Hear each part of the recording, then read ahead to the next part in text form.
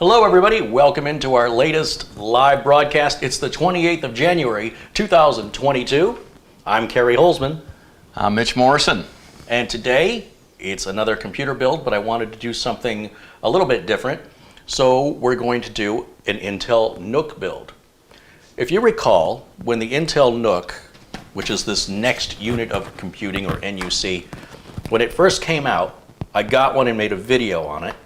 And that was in 2013, April of 2013, and the video's still up and you can watch it today.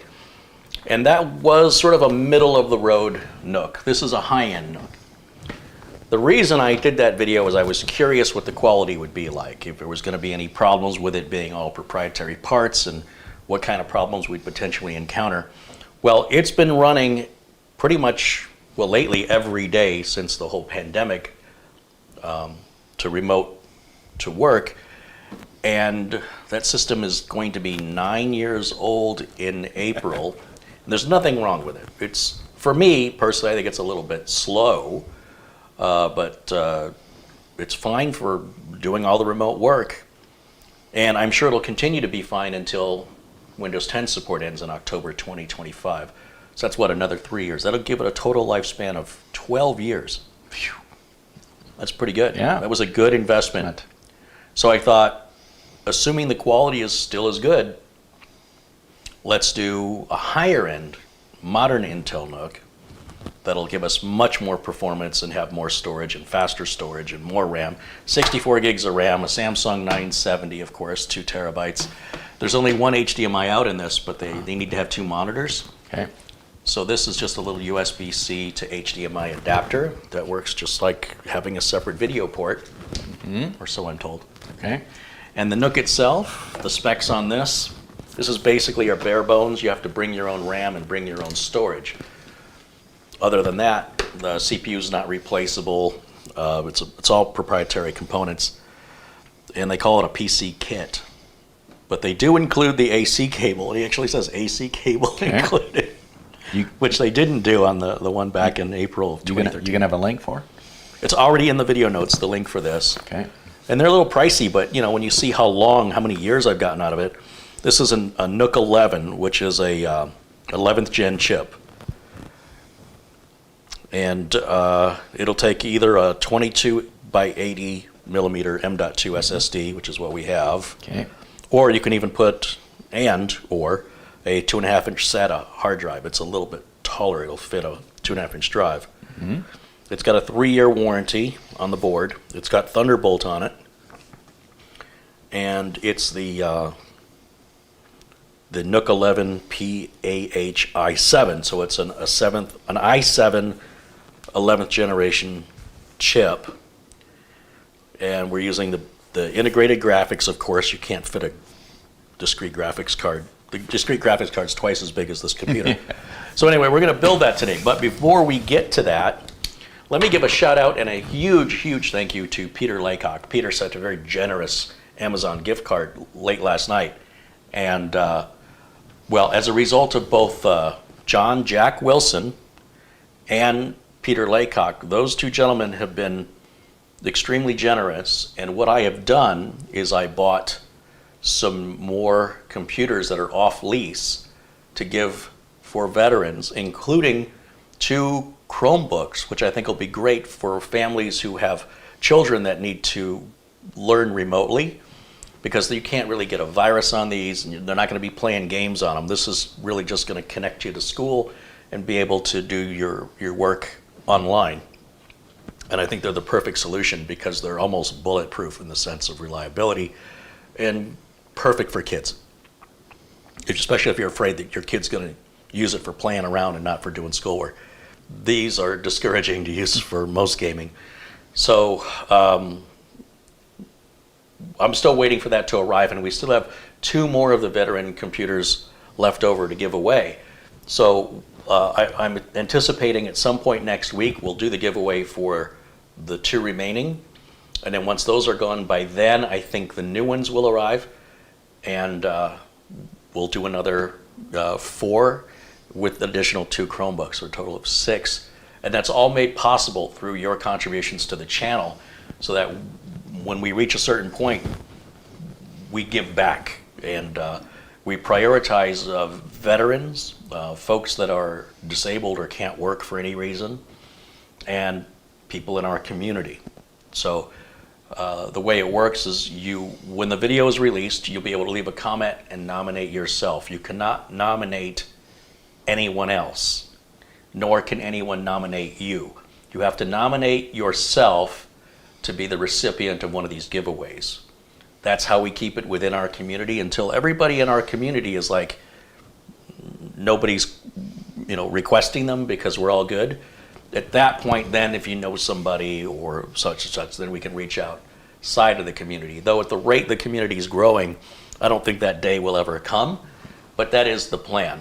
And so we prioritize who's selected to win based on those factors, right? Veterans, disabled, people who can't work for some reason. You have to be in the lower 48 United States. I can't ship these outside of the country. It'll cost you money. At that point, you might as well just buy a computer. It ain't gonna feel like a giveaway when your country puts a tariff on it when it arrives in your country, whether that's Canada or anywhere in Europe or the UK. And of course, because it's being shipped so far, the likelihood of damage is greater. And that's not gonna make it happy for you or me, because they are giveaways, right? There's no warranty, there's no guarantee. I know they work, I send them out, and after that it's yours. And in order to make this as positive of an experience as possible, we put these rules in place. And of course, you've got to be 18 years of age or older legally to win or to receive the gifts here in the United States. In most counties in most states, that is pretty much generally accepted rule. So and it's because of the generosity of the community that we're able to do this. And I do want you to see that the money all gets put back into the channel, whether I'm buying parts. This NUC is about $700. And then we've got 64 gigs of RAM here. And then the Samsung 970 EVO, these are like 2 terabyte. And what's great is I'm able to put this into a work environment and monitor how it performs over time, so I can come back and give you updates. Okay. And instead of like a review where most reviewers, they spend 20 minutes with a product or a couple days. I'll be living with the product just like you will be. And if there's a problem, I'll let you know. The good news is the original NUC has never had a problem. We're on the original RAM, the original Mushkin M SATA drive that's in there. The operating system was upgraded to Windows 10, but it was an in-place upgrade. So even that, it's never been reformatted or reinstalled since April of 2013. You know those people who like to constantly reinstall their operating system? How is it possible that I can be running the same computer, putting applications on it and using it on a regular basis, and have never needed to replace the operating system, to format and reinstall? So when I tell people that that's an old school method back in Windows XP, Windows 95, Windows 98, there was a common thing that you get bit rot and Windows would slow down, and the only solution for it that was quick and easy was a format and reinstall. And for some reason, people still carry that forward today in Windows 10, and it's completely unnecessary. It's sort of like ritualizing rather than following any form of logic, because Windows has its own built-in repair and reset tools, negating any reason why anybody would need to reformat and reinstall. So anyway, a couple of contributions came in. Let's give some shouts out. Speaking of those contributions that keep us around, Peter Laycock contributes 50 pounds. Speak of the devil. He says, good morning, Carrie and Mitch and everyone in the chat room from Edinburgh, Bonnie, Scotland. The temperature in Edinburgh is 50 degrees Fahrenheit. That's warm. Last Friday, he said it was like 33 or something. So He's not too far off from us, is he? What's our temp today? Well, you just got in from outside. You should know what it is. 66. Ah. So not too far apart from us.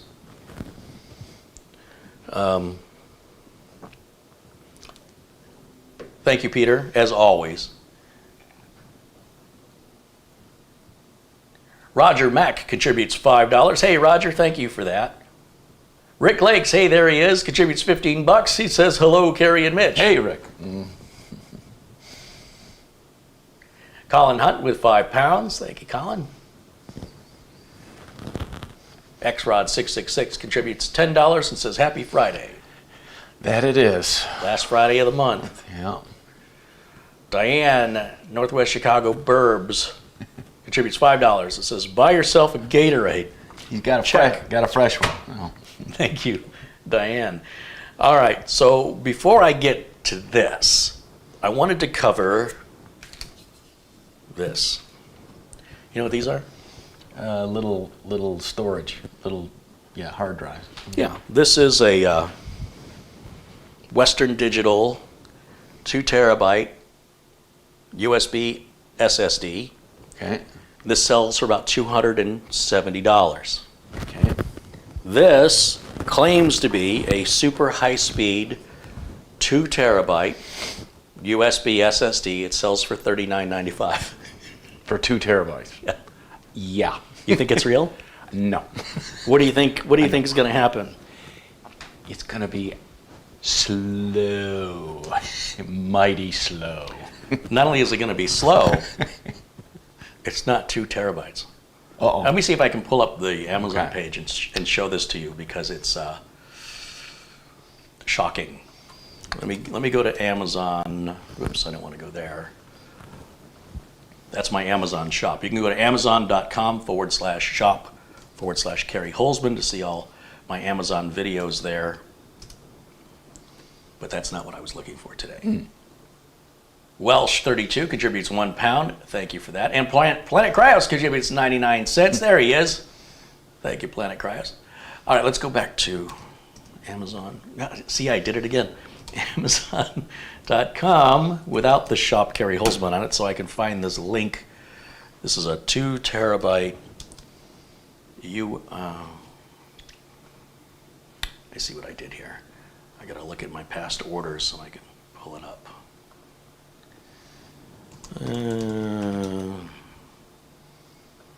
Bear with me here. I wasn't really prepared for this. I should have been, but I wasn't. Okay.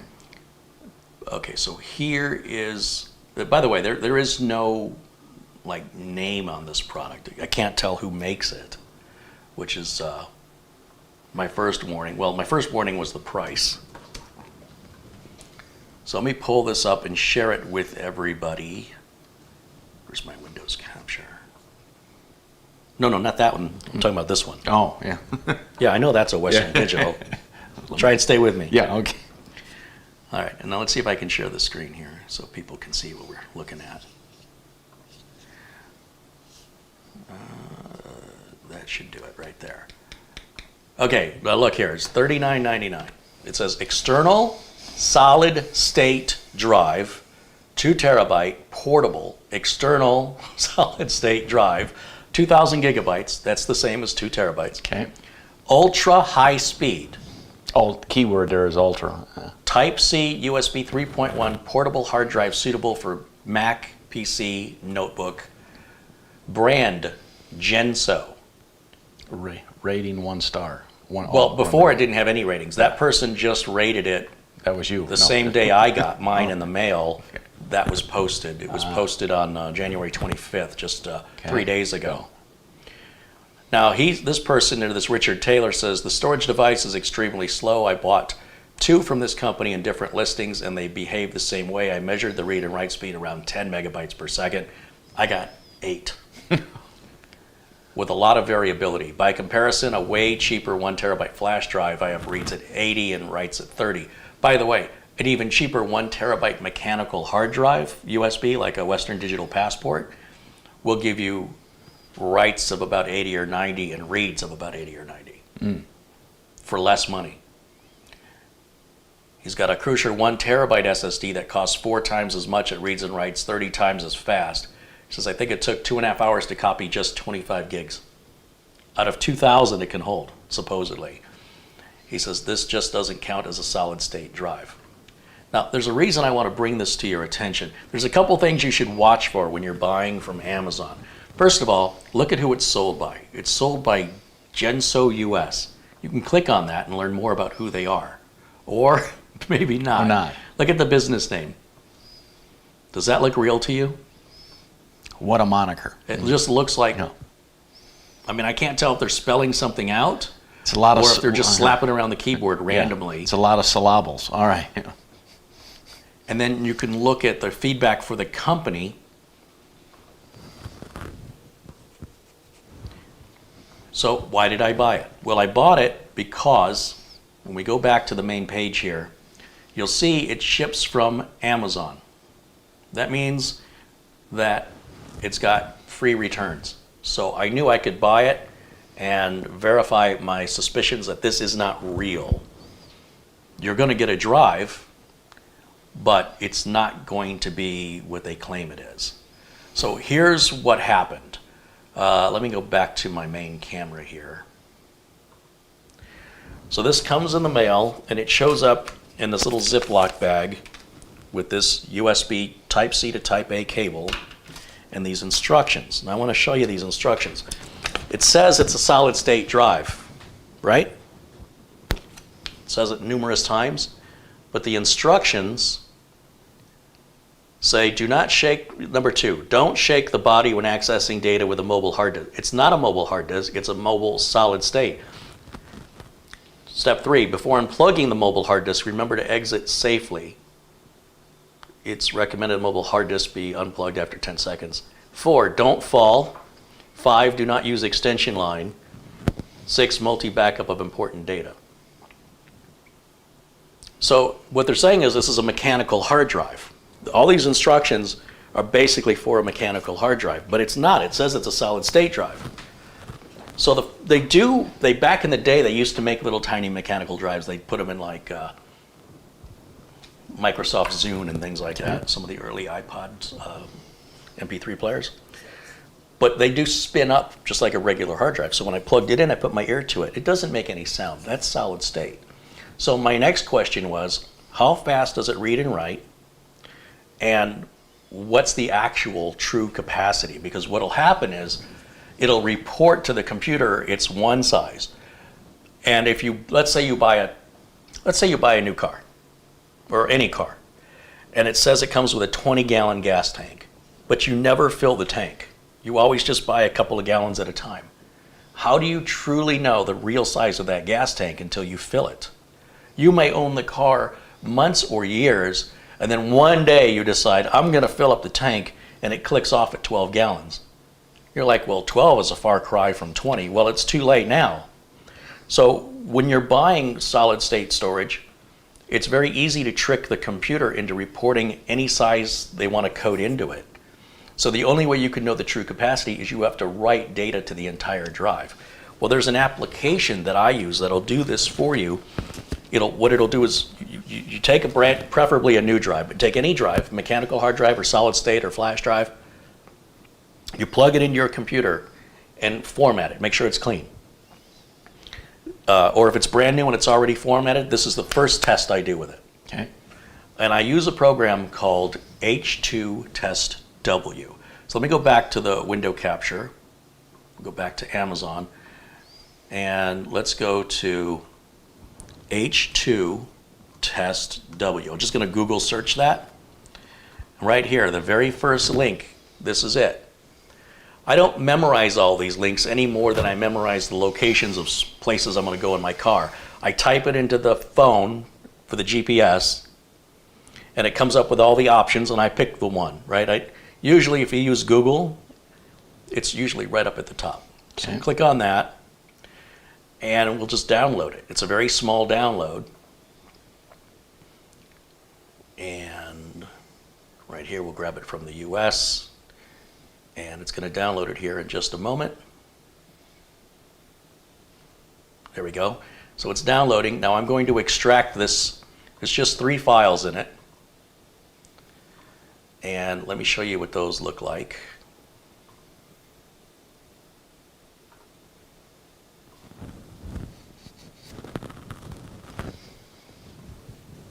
Okay, so these are our files. And this executable, we double click on that. And it says well, hold on, I got to change the window capture now to show you. the next screen. Oh, wow, it went big. It says, it comes up in German.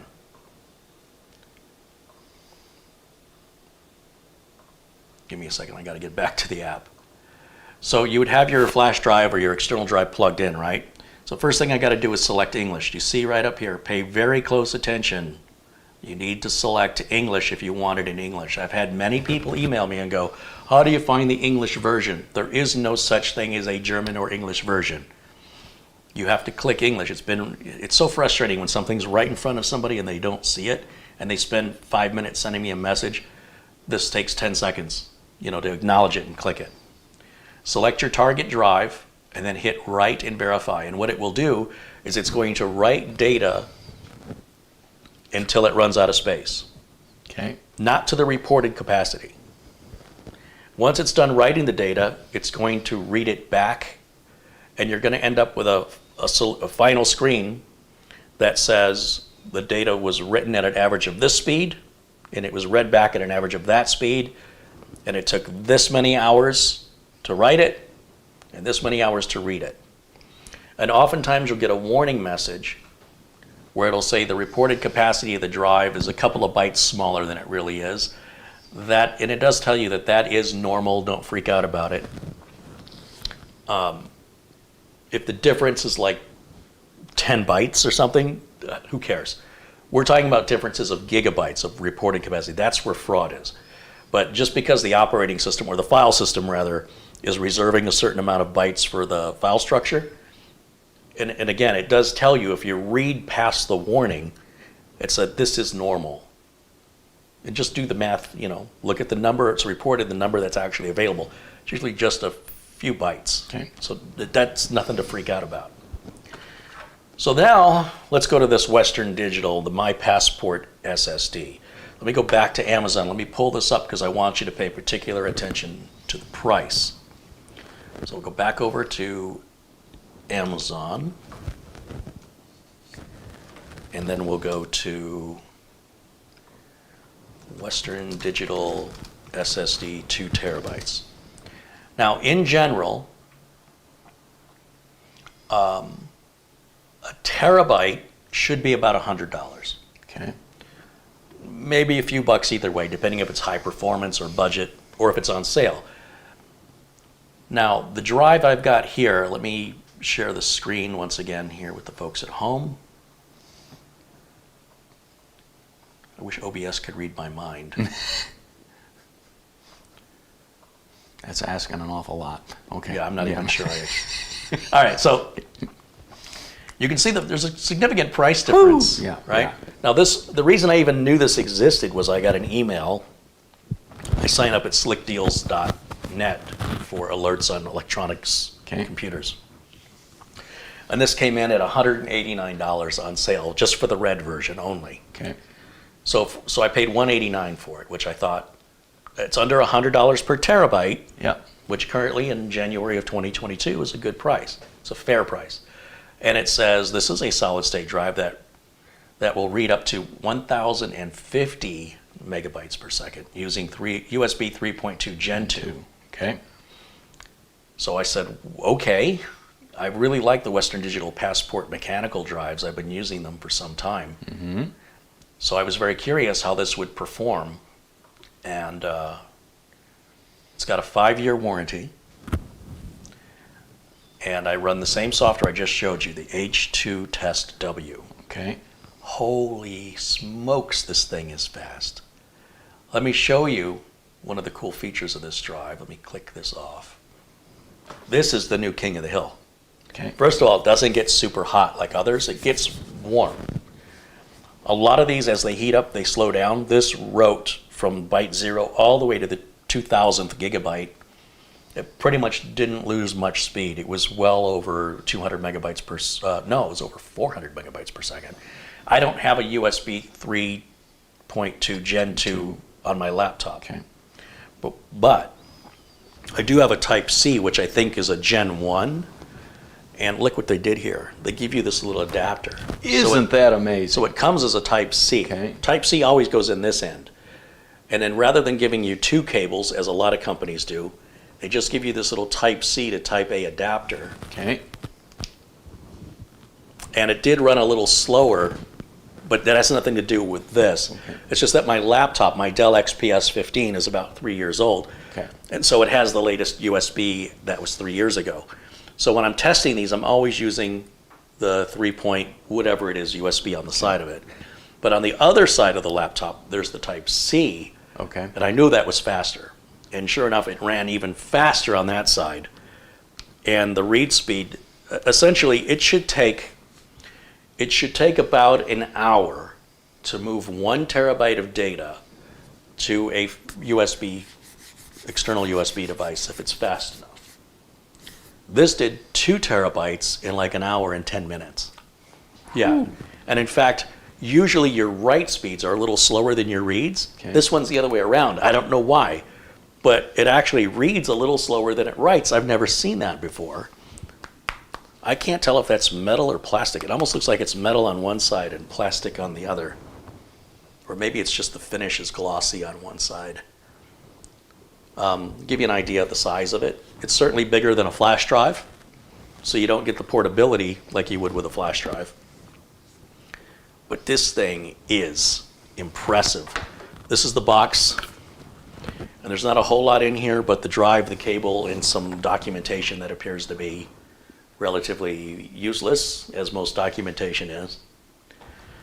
And now that I've seen how fast it is, $260 is not an outrageous price for it, although here in Arizona with sales tax, that's going to put you pretty darn close to $300.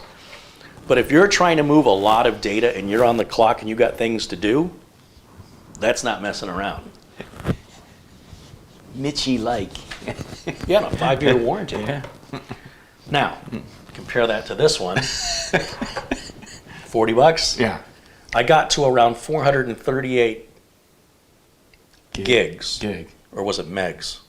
I'd have to go back and look at the H-test W. And it died. It And froze. it disconnected from the USB and became unavailable, like it died. Okay. So then I plugged it back in. Then instead of reading it or writing at 8 megabytes, now it was writing at 4. And then it disconnected again. I know I don't have a defective one. There's no way a manufacturer can sell you a 2 terabyte storage device, let alone in an enclosure with a cable, and pay for the packaging and the shipping, and make a profit at $39.99. Not here in January of 2022, they can't. So I've already filled out my refund request, and I'll make a video that I'm going to publish on Amazon warning everybody that this is a counterfeit drive. If it still looks too good to be true, it probably is. If you're still curious and you want to check it out, be sure that you make sure it's being sold by Amazon or shipped by Amazon. It has the free returns. The last thing I have on the table, the folks over at Silverstone sent this to me. This is their RVS03, the Raven USB enclosure for M.2 drives. Now remember, when I was reviewing these last year and the year before, you had to make sure you bought the right enclosure. You had to buy an NVMe enclosure for an NVMe drive and a SATA enclosure for a SATA drive. They weren't interchangeable. This made things confusing for most average folks. How do I know the difference? Well, the good news is most of the modern ones today will accept either NVMe or SATA. Either way, they're auto-adjusting. This is, I believe, actually, I don't know if this is a toolless enclosure or not. This is another way you can get to 2 terabytes of USB storage cheaper, right? Because you don't need to spend a lot of money on an NVMe drive if you're going to put it in a USB enclosure, because your bottleneck is the USB. So don't buy a Samsung high-end NVMe drive. Just buy an Intel budget drive or ADATA or any of the other budget drives, and it's pretty much going to perform the same in this regardless. This will do up to 10 gigabits per second super speed USB 3.2 Gen 2, just like this one. Okay. It's when it's on, it's got an LED. This has no LED on it, which bothers me. For this kind of money, I'd like an activity light just to see if it's doing something. This does have the LED. It'll be on when you plug it in. It'll blink when you're reading or writing. It is a USB-C to USB-C plug or cable. It supports the trim command. and it's got this USB bridge that allows an automatic switch from USB to PCIe mode or USB to SATA mode. Like I said, it automatically adjusts to whatever M.2 drive you put into it.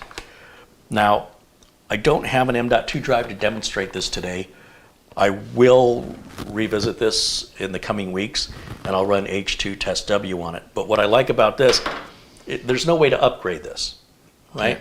So if I just have an old NVMe drive I upgraded, I have no use for it, maybe it's 256 gig or 512, I could put it in here. And then if anything happens to it, or I want to upgrade it, you just open it up, pop it out, put the new one in. So unlike a flash drive or a sealed solid state drive, this is something you can upgrade and even repair if the drive fails. Of course, if the controller fails on it, well then of course, you can take your drive out and you don't lose your data. So that's what happens with a flash driver like this. If the controller were to fail on this, all my data's there, but I wouldn't be able to access it. In this case, if the same thing happened, I could take my drive out, which you'd have to do anyway to warranty it back to the manufacturer. And that secures your data, stays in your hands, and you can put it into another enclosure or just set it aside until you get your replacement, pop it back in, you're back in business. So I've got links to everything in the video notes below the video, thanks to Silverstone for sending this along, and we are going to give that a review here in the coming weeks. But that's just a cheaper alternative. You know, don't do this. Don't spend $40. You could go find yourself a good price on any M.2 PCIe or SATA. Anyone will work. Plug it into this device. Or if you can't be bothered with any of that, you want it plug and play, ready to rock and roll, and you want it super, super fast, you want the best one on the market, the fastest one. This is the fastest one I've ever tested. And, you know, these are like $50, and then you can buy an M.2 drive of whatever capacity at whatever price, potentially saving you more money and getting pretty much all the benefits. More benefits, like I say, it has an activity LED, and you can exchange the drive out of it. So I'm liking the direction things are moving in.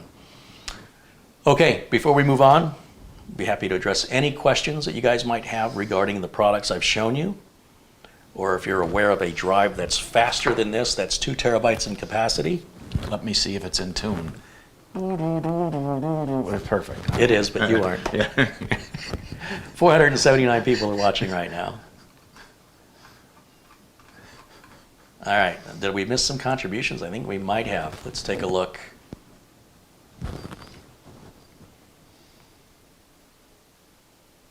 Welsh 32 contributes £1. Sean Gallagher contributes $2. He said just bought an Office 2019 Pro key and it works good. Nice. Dom Perota with $9.99 says, hi, Carrie and Mitch in chat. First live show I've been able to make in a while, so I'm paying my dues because I still watch videos, not live. Love you guys, thanks. Hey, thank you, Dom, appreciate you. Frank M contributes $10. And Tony V with 99 cents. And that catches us up. So thank you to Frank and Tony and Dom and Sean and Welsh 32 for supporting the channel, supporting what we do over here. It's greatly appreciated. Frank Vandervils says hello from Holland, Amsterdam. Ooh. Who would have thought a guy with the name Vander is from Holland? Everyone. That's awesome. It's awesome that we can sit here and broadcast to the world and make fools of ourselves in front of 500 people. Craig at Casabona contributes $5. Thank you, Craig. All right. Let's see. Ghost Shadow says he has a Western Digital Blue 500 gig NVMe that is slower than that external Western Digital drive. Well, yeah, the blue drives, those are your mainline drives. They're not enthusiast, and they're not, well, actually, those are kind of budget. Western Digital does have a green line, and the green line is supposed to be more ecologically friendly. It uses less power, so it's slower. So with Western Digital, the green is the cheap stuff, but you can tell yourself you're not just cheap, you're just trying to save the environment. Okay. Then you have the blue, those are your sort of average, everyday, ordinary drives. Then you have your Western Digital red, which are your higher performance drives. Although these days, sorry, Western Digital Black. Western Digital Black is the performance. Western Digital Red is for network attached storage. Western Digital Purple is a slow drive that's meant to run 24/7 in like video surveillance systems. So it's lower power, so it'll last longer, generates less heat, and isn't high performance because it just needs to record the video cameras. So purple, red, black, blue, green in Western Digital. Notice how those colors work. Rick Hubbard, watching us in London, England, contributes £5. Hey, Rick. Thanks, Rick. Lou Greenia says, I just sent $25 via PayPal. Looking forward to today's live stream. As a temperature check-in today, it's 11 degrees Fahrenheit at the moment in Vermont. Expected to hit negative 22 Fahrenheit by Saturday morning. That sounds a bit nipply. So what's their hair looking good today, Mitch?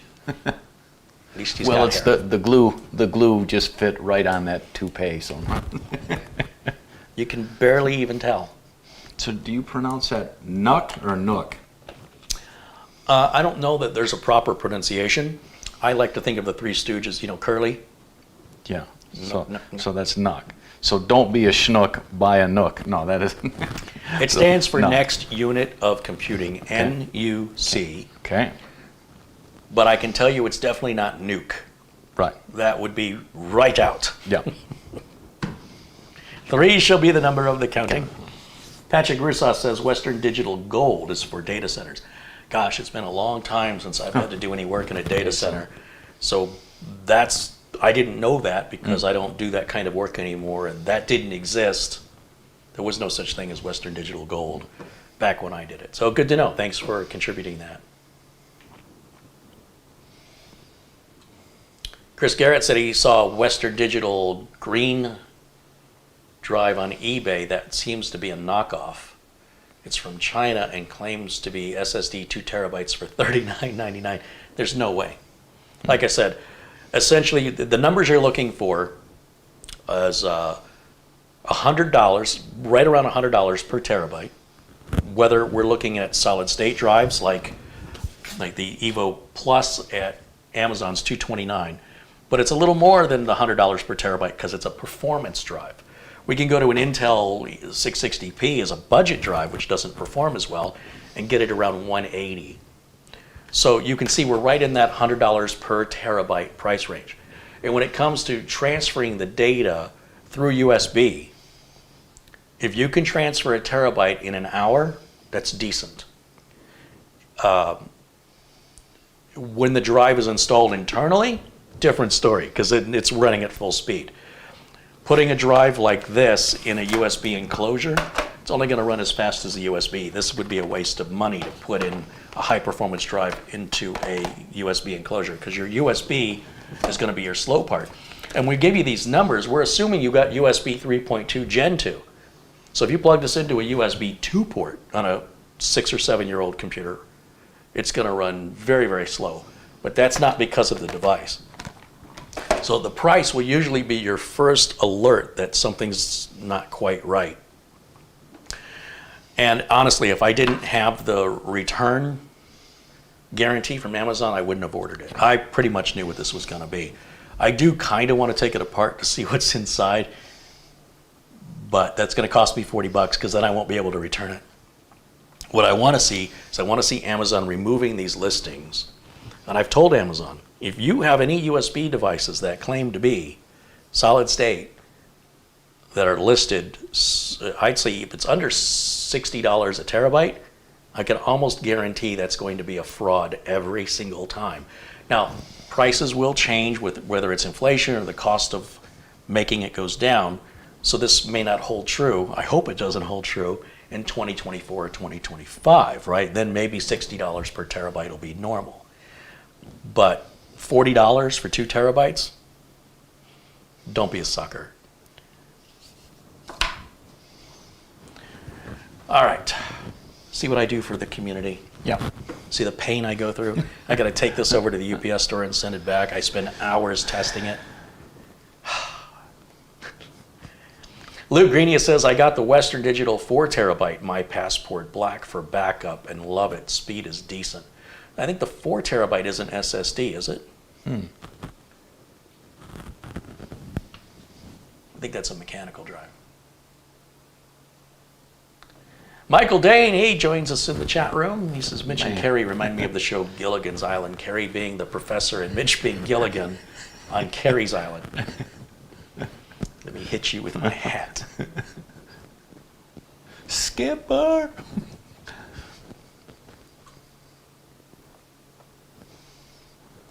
Stan Aristoff says inside is probably a SD card and a card socket. You know, I think Stan's probably right. That's why I kind of want to open it. I don't even know how it opens. But once I open it, I can't return it. That's going to cost me $40 to do that test. Just to be curious. And I really want Amazon to take this down. Yeah. And I think if I don't return it, Right. that may not get the message across. Because we already know at least the one negative review is one person complaining. I don't know how many people have to complain for Amazon to get the message. Because Amazon might say, well, maybe you got a bad one. No. At $40, they're all bad ones. Mike McCrae contributes £4.49. Thank you, Mike. Ghost Shadow said Amazon had a CHBZ 2 terabyte SSD listed for $77. Now unavailable. Fairly sure it was a counterfeit drive. Yep. Again, $100 per terabyte, whether it's external or internal, is a good mark, good middle line of expectations. Higher performance, a little higher price, lower performance, maybe a little lower, certainly not less than 80.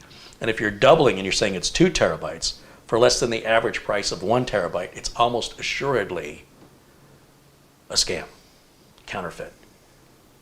There are occasions where things do go on sale and you might get some unbelievable price, but probably very limited quantities. This was only on sale for 1 day.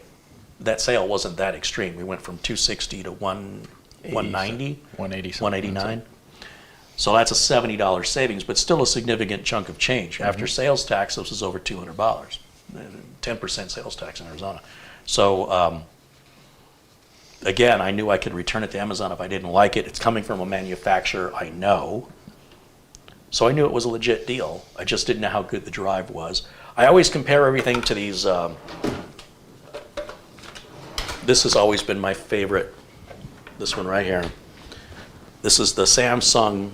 Oh, can you click the mouse to this right down there for me? Which one? The round circle. This Yeah. one? Yeah. Okay, so this, thank you. This is a 1 terabyte SanDisk solid state drive, and you can see the read and write numbers, and those are pretty true to my experience. These were 160. Amazon's got them now for 129. That's a really good deal. So And I always carry one in my yeah, pocket. Mitch has got it in here. Let me see yours real quick. This is the same drive, and it's ejectable. It's a slider, so there's no cap to lose. 1 terabyte in a little thing like that. Yeah, it's fast too. Compare the size, right? That's 2 terabytes. That's 1 terabyte. So if you really need something you can put in your pocket, this is worth it, but this is faster. And cheaper per terabyte than that is.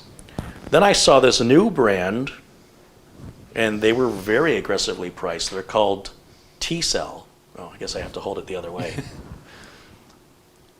If it focused. Now this one's, the biggest one they make is 512 gig. It's got a little crystal on it. I don't know why it's got that little crystal. But it still has a very bright LED that flashes very brightly any drive activity. It has a cap you can lose. And the cap, it doesn't really feel like anything's holding it on. And the cap will go on the end like on a, well, maybe it won't. I thought the cap would go on the end. Yeah, it does. Oh, okay. So that you don't lose it. But you really can't use that if you put a lanyard through it, right? It's got that little hole up there to put it on a keychain or a lanyard. So apart from the fact that it's got this very losable cap that doesn't seem to, it doesn't click or anything when I put it on, it just doesn't, I don't know what's holding that on. It's not a magnet or anything. But this performs really, really fast, and it was a really good price. So I'll have to add links to the video notes for the T-Cell is a bargain. And look how much smaller Do you have your flash drive? Just to give people a comparison size-wise, because I've seen some flash drives, they're so wide you can't plug anything into other neighboring USB ports because the darn flash drives are so big. Here you go. So this one is, of course, half the capacity. It's 512 gigs. And then here's your SanDisk. And if we open it, look at the size difference. Go right there. So this is a little unknown company. I was going to say factory. An unknown company that seems to be doing a great job. So maybe I'll reach out to them, see if they'll work with us, and maybe we can get you guys some deals on them. I'm very, very happy with the performance of these. I think they've been promoting them as great drives to use in your Tesla for Sentry mode. I don't have that problem. But all these SanDisk 1 terabyte drives. Oh. Even though this is the new king, this fits in my pocket better. And even though it's half the capacity, I've been using these now a little over a year. And I was happy to pay $169. So at $129, it's like $50 cheaper. A bargain. It's a steal. All right, and back in the chat, Paul O'Brien contributes €10. Hi, Kerry and Mitch, he says, will you be doing an Intel 1700 LGA DDR5 build in the near future? By the way, great advice about that cheap drive. We've already done a 1700 LGA. In fact, last Friday we did the whole RAID 0 with 3 Samsung 980 Pros. That's all based on the 590 chipset, 690 chipset with the 12600K. The DDR5, in my opinion, is a complete waste of money. If you can even find it, it's more than twice the price of DDR4, and you won't get any advantage from it unless you have the 12900K specifically. Any 12th gen CPU below the 12900K, there just really isn't much benefit to it. Now this will change in the 13th gen, and the prices as DDR5 comes out will get lower. Right now there's just a lot of scalpers. I've seen DDR5 for a retail price of $400 that the scalpers are wanting $1,200 to $1,500 for. And it's just not worth it. You're just not going to get any return on that whatsoever. I can't recommend it unless it makes a practical difference. If it's not going to do you any good, what's the point of having it? So you'll notice the 690 board I have is DDR4. And anybody doing a 12th gen build, I recommend DDR4 at this time. It's, again, you'd have to be a pretty extreme user to want DDR5. You would have to have the best made, highest end 12th gen chip on a very expensive motherboard with that very expensive RAM. And your price to performance ratio is far, far higher. You're going to pay way, way more than somebody who uses DDR4 and doesn't go to those extremes. And yeah, they're going to be just a little bit slower than you, but not enough to justify the extra hundreds that you'll have to spend to get you that little tiny bit of performance. So no, there will not be a DDR5 build here on this channel until DDR5 not only becomes more available and more affordable, but actually serves a practical function other than, you know, looking at numbers and benchmarks. Your computer's not going to boot any faster, your apps aren't going to load any faster, your games aren't going to play any better.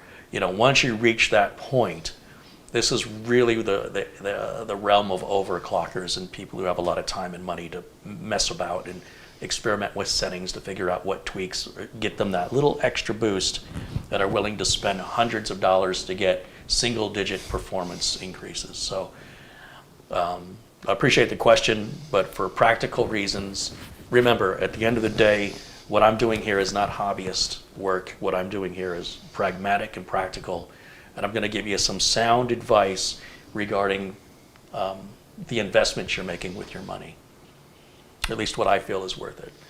I seem to have an unhealthy fetish with storage. I have so much storage, but I'm intrigued with how quickly storage is moving in capacity and performance and how the prices are falling in line with that.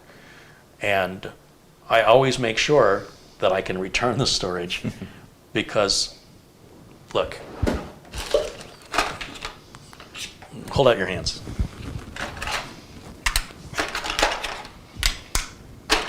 I've been testing a few flash drives.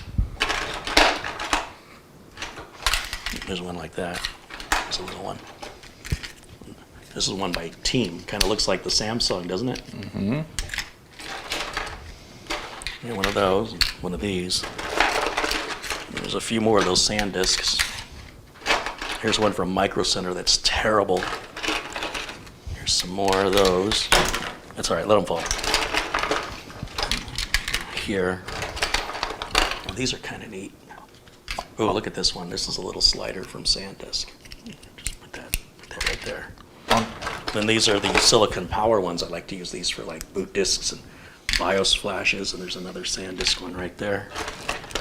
And look at this big old Patriot drive. Look how big that is. Just put that right there. Then here's another. No, don't put them down. Got to hold them. Look at this. This ADATA one's got the little slider. I got no more room. All right. No, we can put that one there. And we'll put this one here, and we'll put that one there. Kind of like Jenga. All right. And then there's a couple more of these SanDisk ones, which I really like to just set that anywhere. All right. Here, look at this ADATA one. It's got like a carabiner on it. Oh. All right. You can dump that back in the drawer.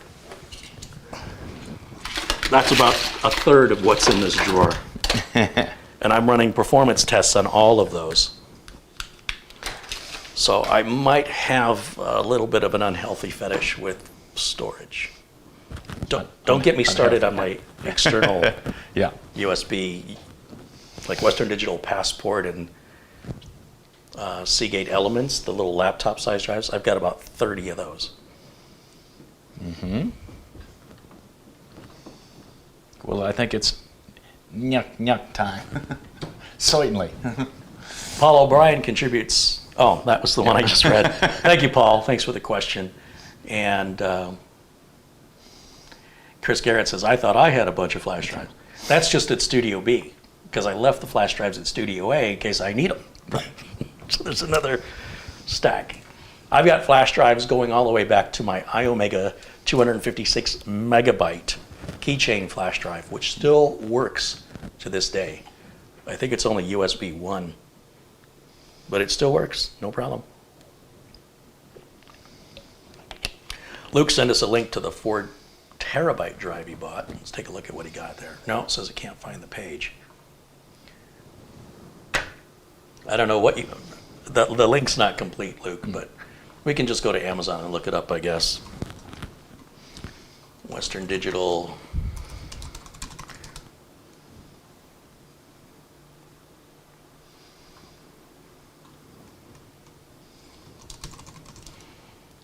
Terabyte passport. Yeah, it's a mechanical drive. They're like $89. Yeah. I don't think they make a 4 terabyte SSD as a passport drive.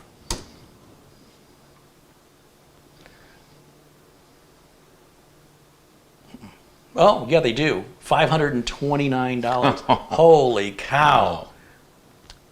Oh, Mitch, I got to make an order. Steady now. All right. Hey, let me share this with everybody. Western Digital 4 terabyte My Passport SSD. So it's the same. It's going to be the same dimensions as what we have here, and available in the different colors. There's gold, red, silver, and blue. Does the price change with them? Oh, that's only 2 terabytes. See what it did there? Yeah. When I changed the color, it changed the capacity. Okay. Yeah. So apparently the 4 terabyte drive is only available in gray. It's a lot of storage. You know how much of that that'll be about $50 in sales tax. So you're close to 6 beans. At $100 a terabyte, this should be around $400 to be a good deal. So that's a bit pricey, but it's because there's not a whole lot of competition in the space, so that's where they're going to make their money. And as the more common, as 4 terabyte solid state becomes more common, there's more competition, then the price will get lower and their profit margin will get thinner. But they got a pretty high profit margin on this, I could guess, at that price. Although the cost to make it is also a bit higher as well. But I don't think this is the one Luke bought. Because Luke said he bought a cheap one, or he bought I think he bought the $80 mechanical drive version. That's a lot to lose, though, you know, if it should die on you.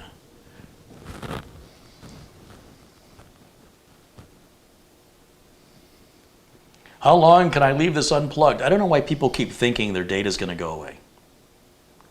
Anybody have a drive they've left unplugged that when you plugged it in, the data's gone away? People talk about it like it's a real thing. It's never, ever happened to anybody ever. The drives fail. When you leave a drive unplugged and somebody's cleaning and they knock it over, and they don't tell you they knocked it over, and you think, oh, this happened because it was sitting. No. Anyway, this SSD uses NAND flash as the storage. This can prevent the SSD from losing data when it's not powered on for a long time. Therefore, even if the SSD is not powered for a long time, data loss will not occur. Yeah, that's like people's fascination with computer temperatures, you know, heat, and data storage, archival data storage. They have no basis on which to have a precedent to base this fear. It's just imagination. This person ran the reviews with the ATTO, showing the numbers this thing generates. They said it was hot, but mine didn't run very hot. And then look at those, well, this says amorphous disk mark. That looks a lot like crystal disk mark, doesn't it? Yeah. Those are amazing read and write speeds, though. So anyway, yeah. I need to order one of these.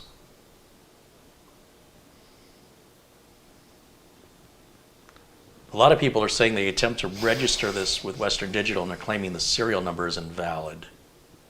I might have to try and look at this product serial invalid. But pay attention to the product they're reviewing. See, capacity 1 terabyte. Sometimes you'll see reviews that are not for the product you're looking at. So pay attention to what they're reviewing, because you might be reading a review for a different product. Like this is 500 gig. That's totally different. It's a totally different product at 500 gig. So just pay attention to that. After using a 2 terabyte Seagate external hard drive for years for photo and video editing, I decided I need a faster drive. From all the research I found, this drive is the best one available for the money. Although it's expensive, it's fast. There's a theme here. The more you pay, generally speaking, the more you get. Okay, let me go back to us. Here we are.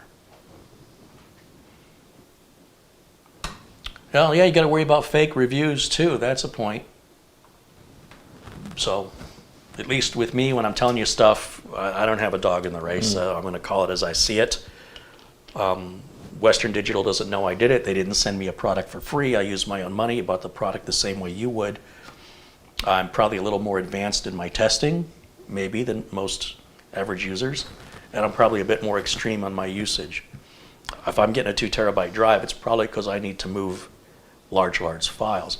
A lot of people may buy 2 terabytes and never use more than 100 gigs of it. And so if it were phony, if it were fake, if it were counterfeit, and it truly had a smaller capacity, they wouldn't know that for a long time. It's the first thing I do is I run that H2 TestW software immediately on every flash drive. And sometimes I have to let it run overnight. I've had some tests that take 12 hours to complete, and not even on a terabyte. But then I know what to expect. Like this micro H drive I have in here. Well, not micro H, micro center. Oh my God, this is so terrible. This writes at like 10 megabytes a second. Well, maybe it might go up to 30. So even though it says it's USB 3.1 and it's only like 16 gigs, 16 gigs should copy in a matter of a few minutes. This took hours. But you know what? It was really cheap.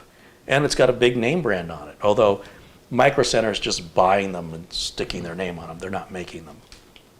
I could do the same thing. I could get Kerry Holzman branded flash drives and sell them on my channel. And if I sold them like that, it would ruin my reputation. Ian Gooch contributes 10 pounds. Hey, Ian, thank you for that. And Luke says, yeah, he bought the $89 one, and it seems to work great for me, at least. So the biggest ones I think you can buy now are the 5 terabyte. And Western Digital has the, let me show you real quick, and then we'll get on with the build. Western Digital, 5 terabyte, and I think they call it like a gamer extreme, the Western Digital Black. And so what that looks like, if we share the screen again here, you'll see, so Luke Greenia paid $89.99 for 4 terabytes. For $129.99, he could have got an extra terabyte and a higher performance USB drive that moves data a bit faster. Now, they're really marketing this to people with PlayStations and Xboxes. It's got this rugged-looking enclosure. And they do have a 4 terabyte version of it available. But 5 terabytes is the capacity. It is mechanical. It's completely silent. So $129.99, what do they want for the 4 terabyte out of curiosity? Same price? 2 terabytes, $75. That's weird. The 4 terabyte and the 5 terabyte, 99 cents more. Yeah. So I have one of these back at Studio A, and I use that to back up my main office computer because that's got a 2 terabyte drive in it, and I can use Acronis and make the image right to that drive and still have 3 terabytes left over. Nice. Actually, more than 3, because I don't have it the full 2 terabytes filled. So I can make multiple images on this one drive. With my 1 terabyte drives, they weren't big enough to hold the images. And with my 2 terabyte drives, I could only hold 1 image. There wasn't enough room for another image. With the 5 terabyte, it basically replaces 5 of my 1 terabyte drives. Remember I said I have like 30 of these externals? Well, not this specific one, but like a bunch of the 1 terabyte Western Digital passports and Seagate Elements, which, they're many years old now. And comparatively speaking, I've been running H2 Test W on them, and they're slow. I didn't realize how slow they were until everything got faster. So now I don't even want them because of their slow performance. It takes too long. Remember, customers are paying me by the job. The more jobs I can get done in the day, the more money I can make. So if part of that is doing a backup and a restore of data, I need that to go as quickly as possible. And again, if I wanted a budget way to do this, I could build my own just using an enclosure like this and an NVMe or SATA M.2 drive. I could probably do it a little bit cheaper and still get really, really good performance. In fact, the performance on that will be cheaper than the performance on that 5 terabyte, but at $129, I'd have to put like a 1 terabyte in here. Yeah. So.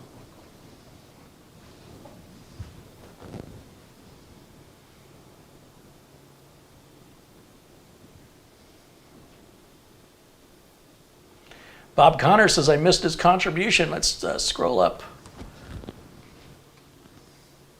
Ghost Shadow contributed $5. He says, have you looked at the SanDisk Cruiser Fit and Ultra Fit, the smallest physical size I have seen?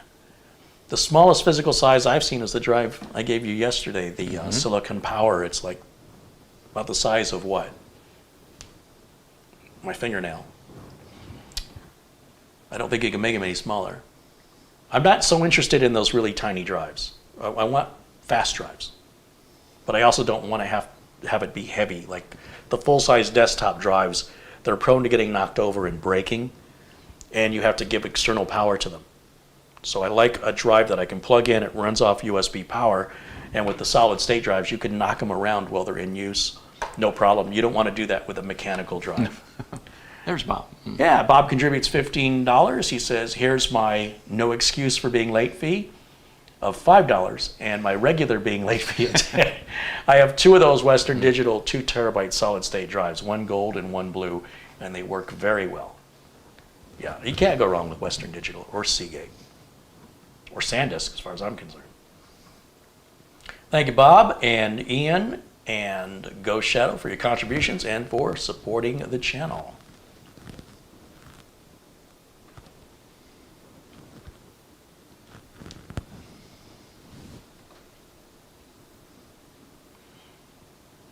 I think Straight Fax is a little behind us. He's apparently mentioning that he thinks this is probably like a micro SD card in here. I do kind of want to open it and see. Don't do it. Aren't you curious, though? Yeah, but send it back. I don't know. If somebody wants to pay the $45 tax, $45, I don't even know how to open it, to be honest. There's no screws.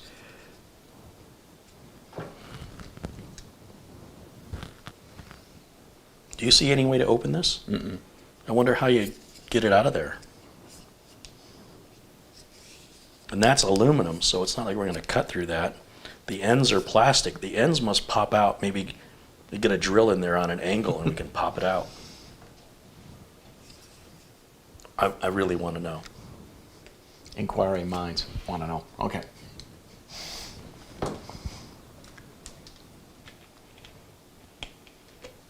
It's a pressure enclosure that needs prying. I'm really good at taking stuff apart. It's the putting it back together I struggle with.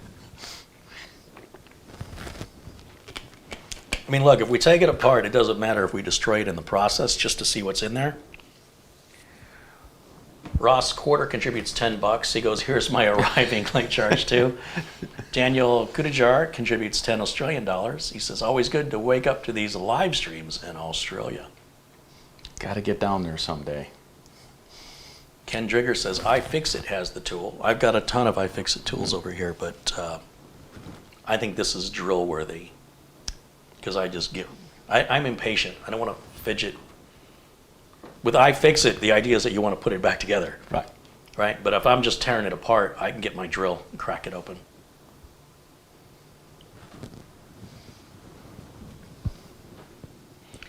AJ said there should be 2 screws in one side behind a sticker. There's no stickers on this. This is completely sealed.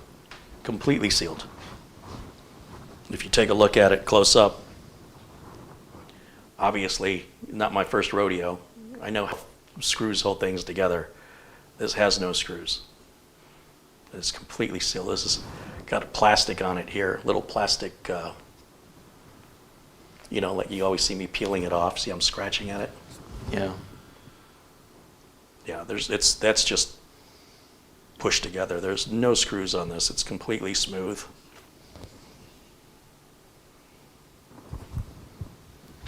I wish there were screws, because then I could open it, put it back together, and still send it back.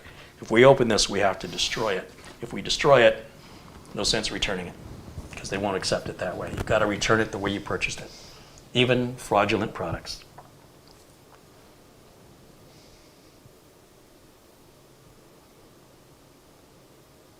Go Shadow says he's got a 60-ton hydraulic press and a milling machine. I can get anything open and remind my not to go over there for any Right. cheap surgery. Yeah. He says I can get anything open or just make it very flat. Frank M says you need to X-ray it, but it's aluminum. I don't think X-rays go through that, do they?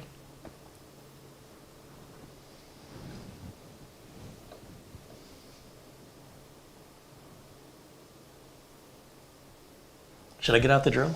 No. I'm really, really tempted. You're not curious what's in there? Yeah, but We've seen them where they've attached nails inside to add weight to it, so it felt like you were really getting something. And it was hot melt glue with nails to add weight to it.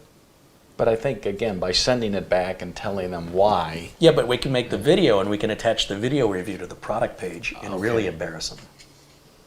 Yeah. It just cost me $45. Yeah. Let's think about it. Andy Kane contributes €2. He says, here's a little extra contribution. Great channel. We'll think about it while Well, what if somebody wants to pay for it in the we're channel? building the NUC. All right. NUC. Yeah, all right. I really want to know. Let it go. All right. We got stuff to do. All All right. All right, let's take a look at the NUC. Is it, oh yeah, sealed. There should be one on each side. One here.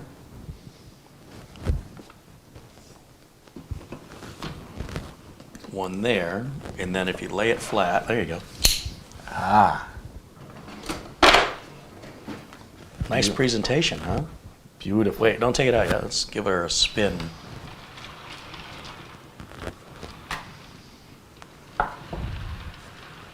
So back in April of 2013, when I unboxed it, it was like one of those birthday cards you open that plays a tune. So Okay. when I opened the box, it did Intel's dun, dun, dun, dun, dun. Okay. And I'm like, really? They spent money on this for a box I'm going to throw into the trash can or the recycle bin that's got a little battery and a little speaker, just like a birthday card that plays a song. It was the dumbest marketing technique. And then they did not include a power cable.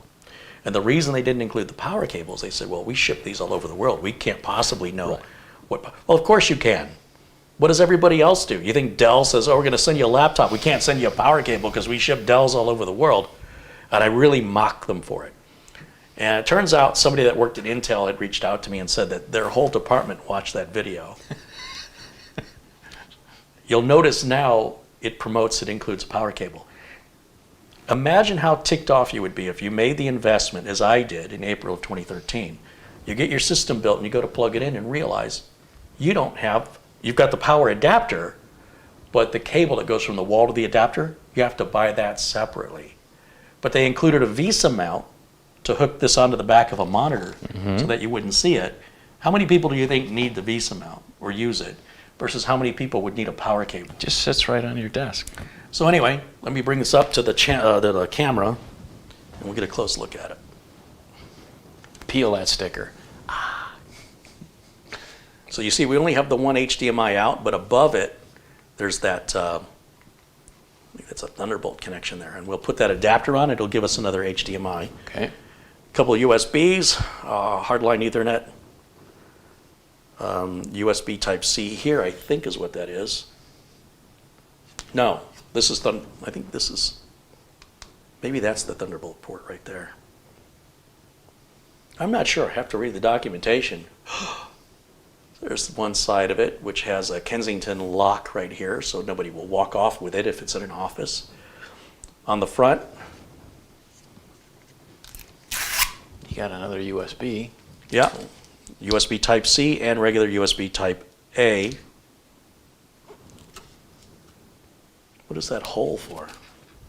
You need your glasses. Oh, that's for plugging in like a headset with a Audio. microphone and headphones and a 3.5 millimeter jack. And that's your power cable. And then on this side, you've got an SD card reader, which is nice. Nice, yeah. And then we've got the back of it here, which I've already shown. We can pull this plastic off.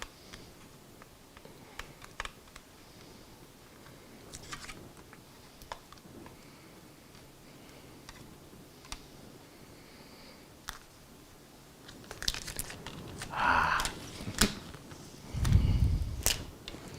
right. Oh, it's a nice matte finish. That's good. The glossy finish tends to show fingerprints. But wait, there's more. Okay, let's see.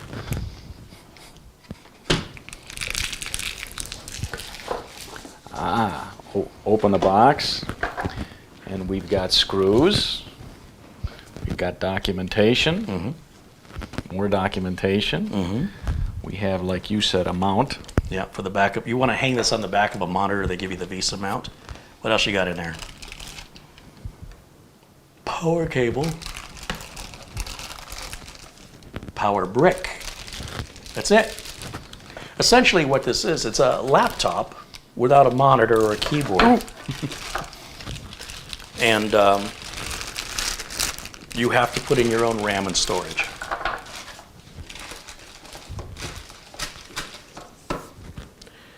So, we'll set this aside.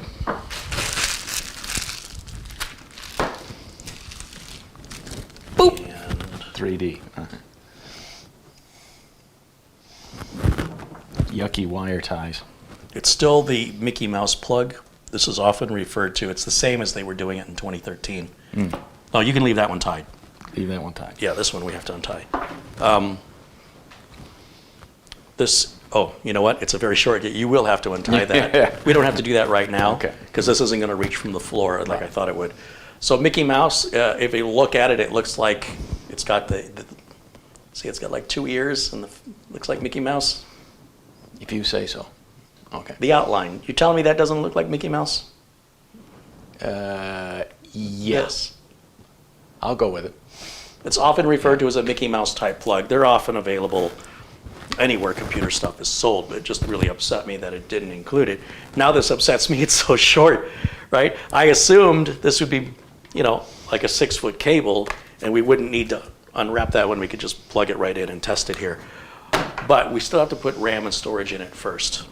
So we'll just set this aside for now. And I think, Chad, it opens with your standard Phillips.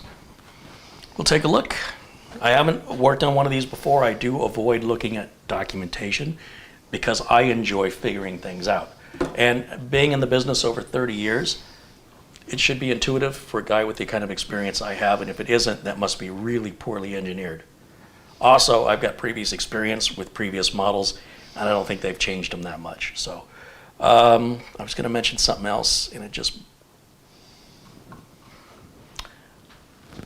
Zdravko Francevic contributes 50 HRK. He says, here's my contribution to carry disassembling that SSD. It's equivalent to about $7.40.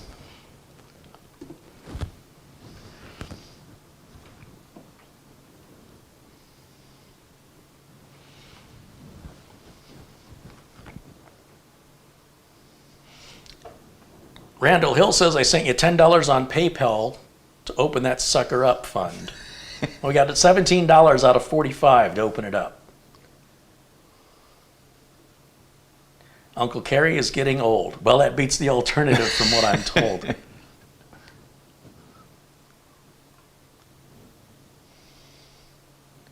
Stan Aristov thinks there's going to be nothing interesting in this drive. Basically a giant SD card with USB cable.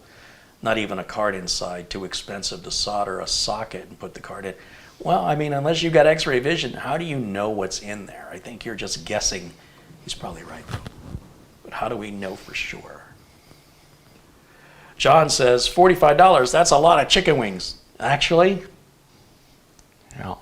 you know how much chicken wings are? Yeah. We went to that restaurant last Friday. Buddy. $70 for, what do you get, 20 wings, Mozzarella some sticks. mozzarella sticks, and then a crustless pizza bowl and a veggie tray. And 3 drinks. Oh, and 3 sodas. Yeah. Not even alcohol. Right. $70. And this ain't exactly fine dining. And Chat, we were feeling a little daredevilish, so we normally get medium wings. So we did 10. Last week, yeah. We did 10 hot and 10 medium. And I got to tell you, the hot was not suicide, but you know, when I was eating them, I'm like, that's got some heat there. So I was like, back to the mediums. Oh no, they're starting with the Mitch jokes. What did people do before sandpaper was invented? Uh-oh. Ask I am Mr. Dave in the chat room. They roughed it. Ah. Are we ready for the joke of the day before we start this? Okay. Are you going to grab the book that Patrick Russo sent? No. Right off the, wow, right look at off the this. top of my head. I'm going to block you again. All right, Chat, now it's time for corny joke of the day. Let me think. Okay. What is a maple tree's favorite Journey song?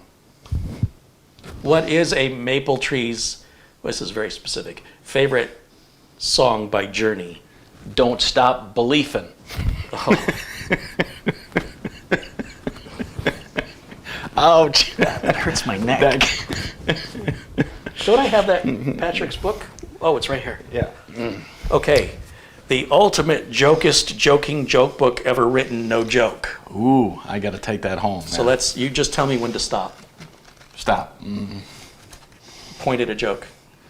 You're You're not supposed to read them. there. Top one. Knock, knock. Who's there? Bread. Breed? Bread who? Wait. I need my glasses. I can't. Breed. Breed who? Breathe deep and say ah. I don't get it.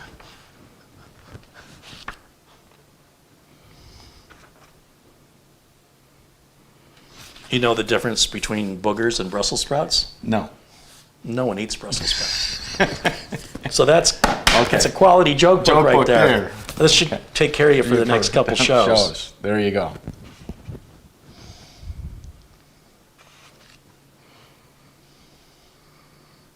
Did you hear the joke about the virus? No. Oh, never mind. I don't want to spread it around. Blame that on Patrick Rissaw in the chat room. That's his fault.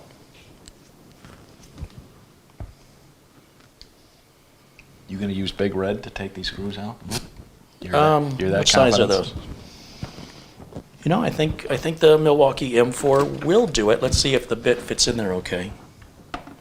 Oh yeah.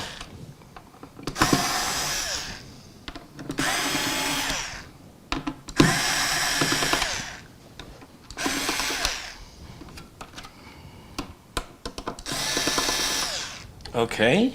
So the question now is, how does this open up? My guess. Are those stay in, you think? I don't know. Go ahead and lift it and see. Oh. Go ahead. You were doing fine. That was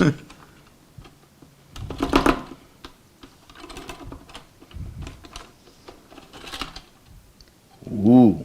okay. Ooh. So what we have, for everybody to see at home, and the reason it's designed this way is quite logical. This is where you could put a 2.5-inch drive, solid state or mechanical, in the lid. So that's why, otherwise this thing could be a little shorter. It wouldn't have to be as tall. Okay. Inside, we've got our 2 RAM sockets right here at the bottom. Mm-hmm. They're kind of staggered. Yep. That's normal, just like the other one. And then as far as M.2, we just have one M.2 socket right by my middle finger right there at the top. Okay. So we're just going to put an M.2 drive, drop the 2 RAM sockets in, and close this back up, and we're done. How's that for a build? So what do you think? It's the 5-minute build. What do you think? RAM first or NVMe? It doesn't matter. Let's do NVMe. When you put the RAM in, you have to put the bottom RAM in first because the top one goes over it. Mm-hmm. And then this little cable, all this is doing, this is going to a SATA connector. Okay. That's all that cable's for. So I mean, I suppose technically, if we weren't ever going to put a 2.5-inch drive up here, But I'd leave we it could on. remove that. But I'd leave it on. Yeah, it just kind of tethers you so that when you're working on it. Knife.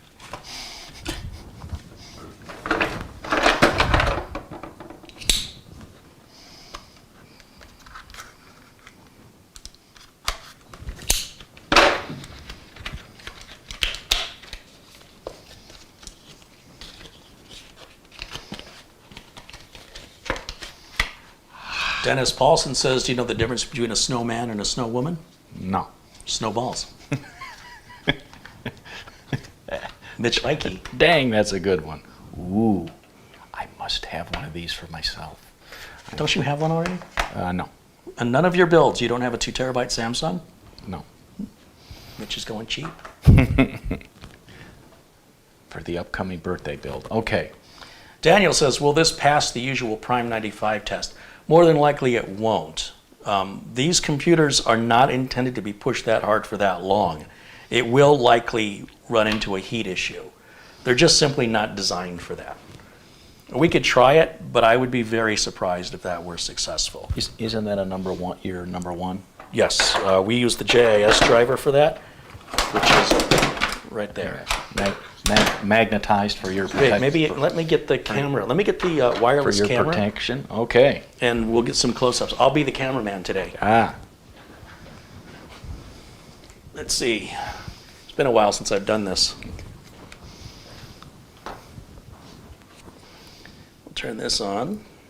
And then what do I click over here? Open this. Don't click anything until I get this going. So that's what that's going to look like. And I just want this to synchronize Gotcha. with the receiver. And what you'll do is you're going to click, if you scroll this down, grab this elevator bar and scroll it down. All the way down. You see it says camera 3 right here, and you hit the eyeball. The eyeball. And one click. One click, but here's the problem. You see how this camera 1 is over it? Okay. So camera 1 takes precedent. Okay. So you have to turn off camera 1, and then that should put us on camera. Yeah. But look at that shuttering Okay. effect.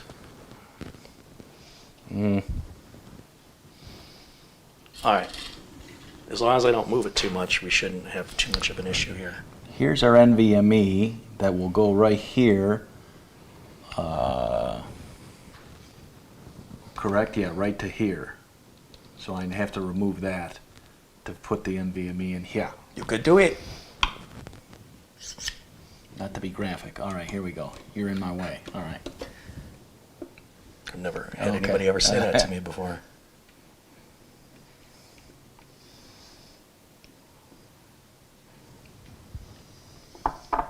Gotta love screwdrivers with that magnetized tip. Notchy with the gold fingers. Notchy right here.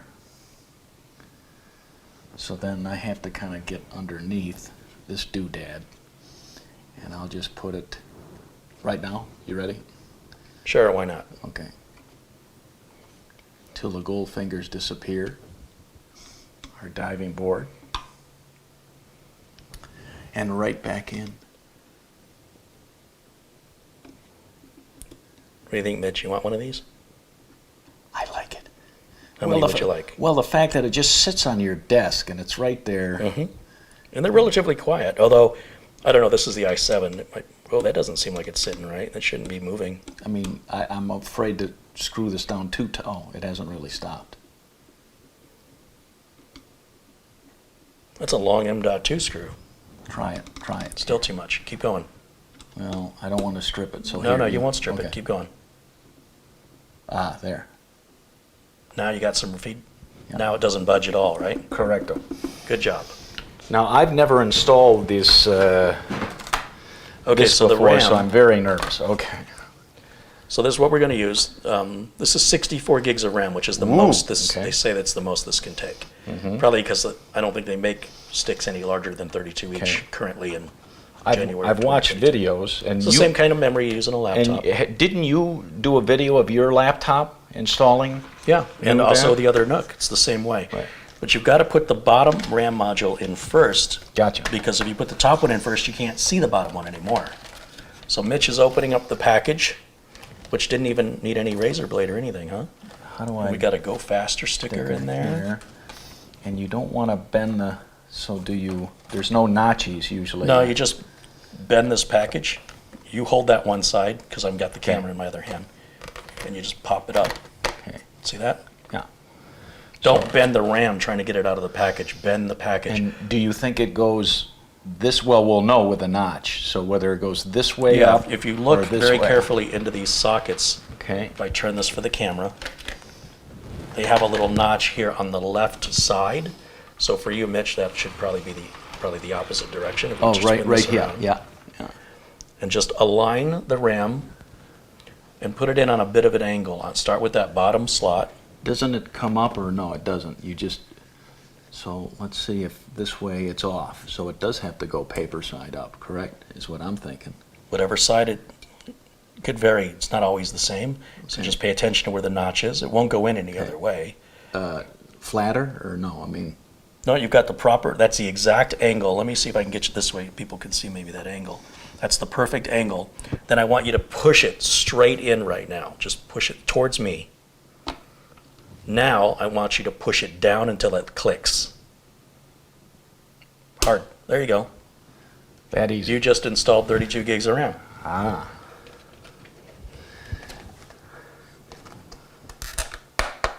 Hey, you're an expert at that now.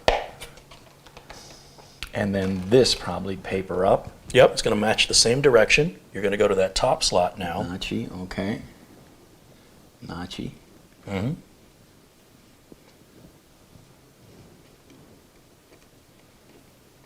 Mm-hmm. Is it in, you think? Yeah. I can't really tell. Oh.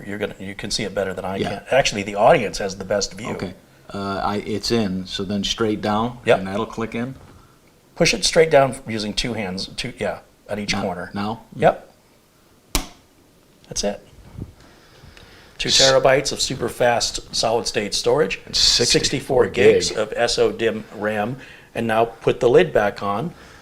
Let's see if Mitch can figure out which way the lid goes. Yeah. Do, do, do, do, do, do, do, do, do. I don't. I have a feeling that it's this way, but I don't. What do you think? Is it? No, don't laugh. Is it I'm that- not laughing oh, at is it- you. yeah, I'm laughing Is it this way? at the joke you told 20 Oh, minutes it's ago. Is it this way? No, it doesn't look like Do you it. see this little arrow? Yeah. Where do you think that arrow points to? The back. So I got it wrong, right?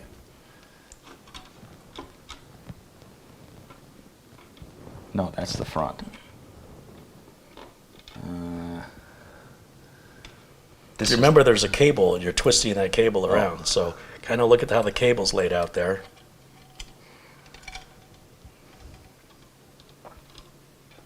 No? I don't know. Set it down. See if it fits. I honestly don't remember how we took it out. I wasn't paying attention. It should seat very easily. No.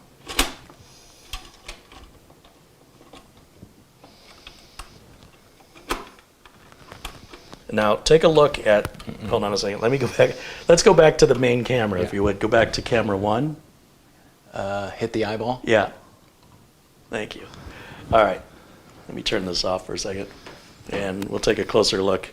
It's probably pretty obvious once I look at it.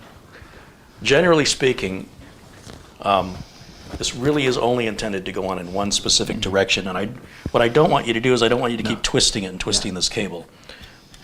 Do you see the Kensington lock mechanism right here? Mm-hmm.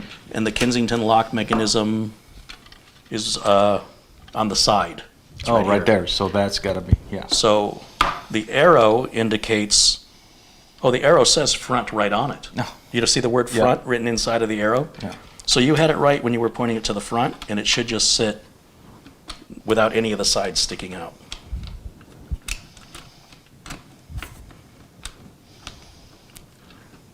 I don't know why it's kind of...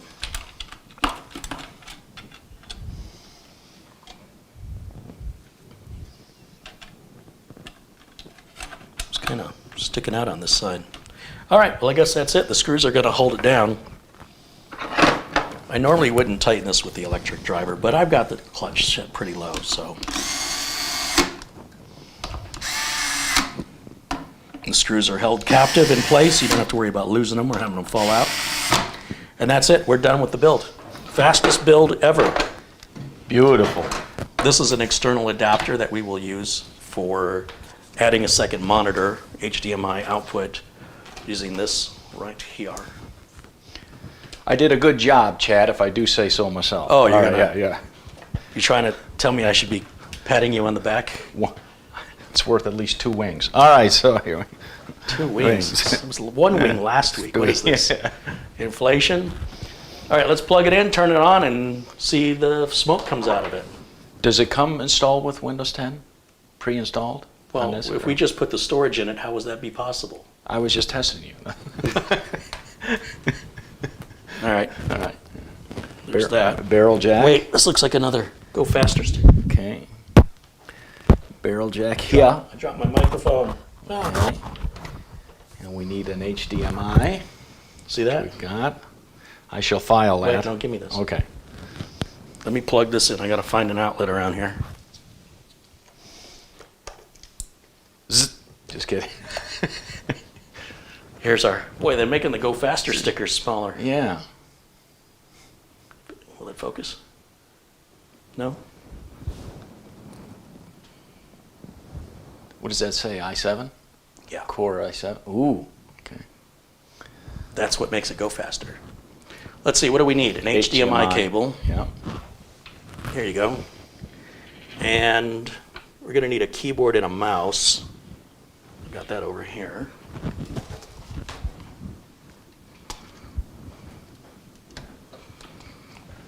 Keyboard and mouse are bigger than the computer.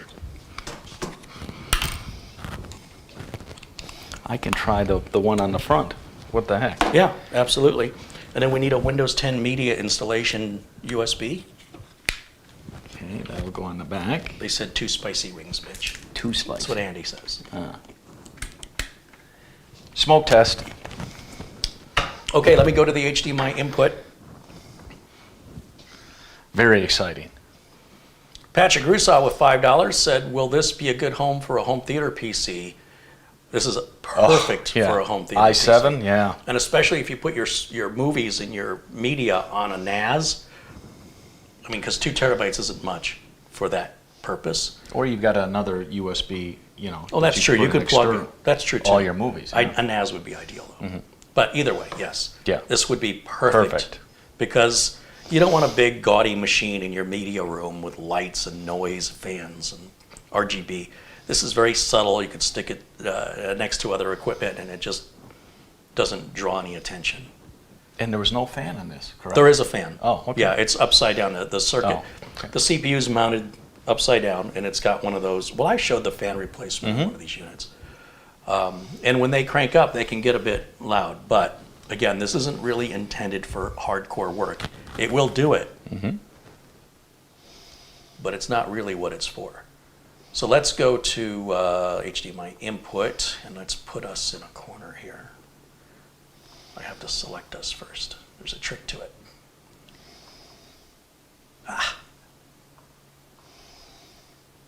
Really need a producer. Okay, so we'll put us right over here. No, you know what? Let's go over here. And go ahead and turn it on. First boot, is it going to work? Blue light on? It's got a little blue light up on the front.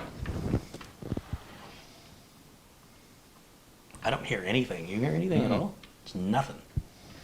Now give it, like any other first-time boot, give it 60 to 90 seconds here to train this, the memory and the storage we put in there.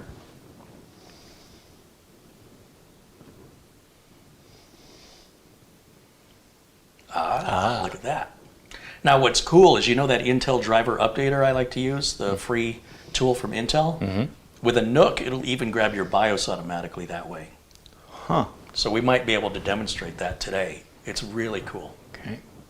And Intel still updates their BIOSes like in a really old school way. It's like all DOS based. It's kind of fun to watch it. That's a very small screen to read. Okay. Yeah. Let's make it full screen right. for you and me. The audience won't change what they're seeing. Yeah, I think that loaded in 4K. I've never seen it do that before. We'll just do the standard process we always do here. This should be a pretty fast install. Right now I don't have a product key, but we will be selecting Windows 10 Pro. And then isn't there a click where if it wants you to do another monitor, normally you say no, but here you're going to say yes because you're going to use two monitors, or is that not in the install? I was thinking of something else. Yeah, I don't know what you're thinking. Okay. Wow, Okay. holy cow. Did you see it go through that first step? Yeah, this is going to Be screamingly fast. and it's dead quiet. So far, so good. Matt Power said we should play Angry Birds on it. Paul Kitching says, grrr, now I want a NUC. They're pretty nice. Yeah. Like I said, that NUC I've got, April 2013 is when we put it together. Never needed a repair. I've never had to reinstall the OS. It really doesn't even need to be replaced. I just, I had that picture of Lyle on the top. So to replace it, I'm going to have to get like another one of those made. Maybe an updated picture of Lyle. Just a reminder of how old Lyle is getting. But again, these can get a little pricey with what we put in. Well, this is a high end. You go to an Yeah. i5, especially for a media center, stick with the i5. It's cheaper and it won't get as loud if it does start working. You don't need the i7 for that. It almost doesn't even make sense to make this in an i7. Remember that SATA drive I was trying to find that was 2 terabytes? It's sitting right there. When we were going to test the enclosure, Yeah. and I couldn't find it. I just now saw I put it yeah. right there. Oh, I think there's another one under it. Well, I think there's 2. I just moved it out of its. should have back on the shelf. Someone moved my Yeah, cheese. yeah. Everything has its place. Ross Quarter $5 says my contribution to open that sucker up fund. Did we do that one already? Yeah, I Yeah. think we did that one.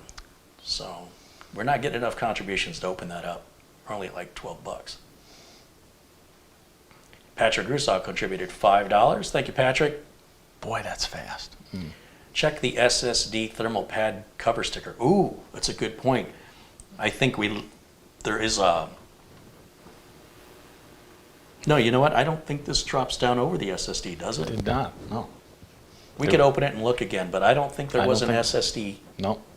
It was bare. Yeah, I think there's a good space between the top of the SSD and the cover. Cover. Yeah. But now that he mentions it, I guess you could rewind the video and look at the Yeah. lid. But I would have seen that. That gum thing right there with the little tab. Carrie, on the is lid. there a USB 3 internal header in that NUC?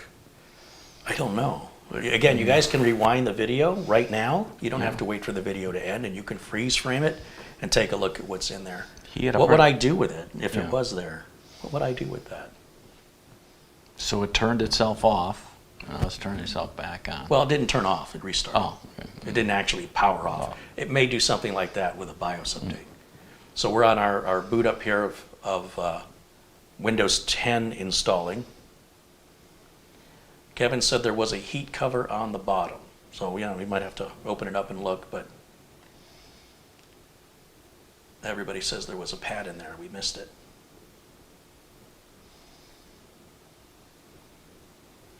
Okay, so let's just finish up our install. So, United States, US, skip the keyboard layout. No, I don't have internet. No internet. Ask me twice. It's oh so nice. And User.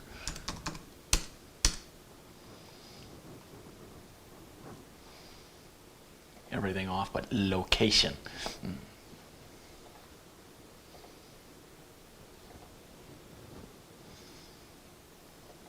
No Cortana. so polite. Yeah. Do you hear this at all? No. No. It's like a brick, And literally. Then, and then did you say you don't want to do updates, or will do updates? I think we will, just to see if there's a BIOS update to demonstrate that. Okay. But once Windows 10 finishes, we'll shut it down, we'll pull the cover back Okay. off, Yeah. and we'll take a look, because they're saying we missed it. Okay. We want to, if we're teaching people how to do things, we should probably teach them how to do it right. Yeah. I didn't even think about it, yeah. so I should know better. Thank you for keeping me honest. Those hawk eyes.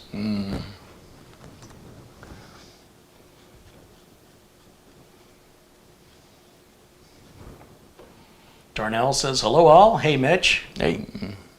Alvin says hello. Nicholas Seglini says, I missed his contribution. I am just not with it today, Mitch. What's going on? There's Patrick's. And Ross. And Sidravko. Andy Kane. That's all it shows. Sorry about that, but you know, YouTube, it's just, you know, it's not showing me. If too much time goes by, it scrolls off the top of the chat, and then. Sorry about that. Bob Connor said, Kerry, you can use my contribution towards the cost of opening up the supposed SSD. So you really want me to open that, Bob? AC's Drafting said I've sent a contribution via Amazon. Let's check those real quick before we go much further. Maybe I'm getting really backed up here. Eat more roughage. That was pretty good. Sean Sandem sent $100 via PayPal. 3 wings tonight. All right. Having an amazing time watching and listening to your videos. Keep up the great work. I guess we're opening this up, Mitch. And $10 from Randall Hill. Thank you, Randall. And Phil sent $3 for the kitty for Amazon gift card. Hey, that all adds up. Peter Laycock has sent money through PayPal to help pay for the postage on these giveaways, veteran computers. So Peter's generosity is, I'm speechless. Overwhelming. It's very overwhelming. Peter, holy cow. Thank you so much. And AC's Drafting has sent a Amazon gift card. Oh, wait a minute.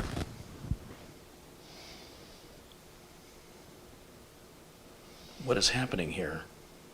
Oh, I'm somehow getting these Amazon gift card coming to my SMS. That's never happened before. I don't even know if I'm signed into Amazon. I'm not on my phone. Shoot. I'll have to figure this out later because my Amazon password is RoboForm. Right. And I do have RoboForm on the phone, but I'm still struggling with how to make RoboForm work in the individual apps on the phone. I'm a master with it on the desktop.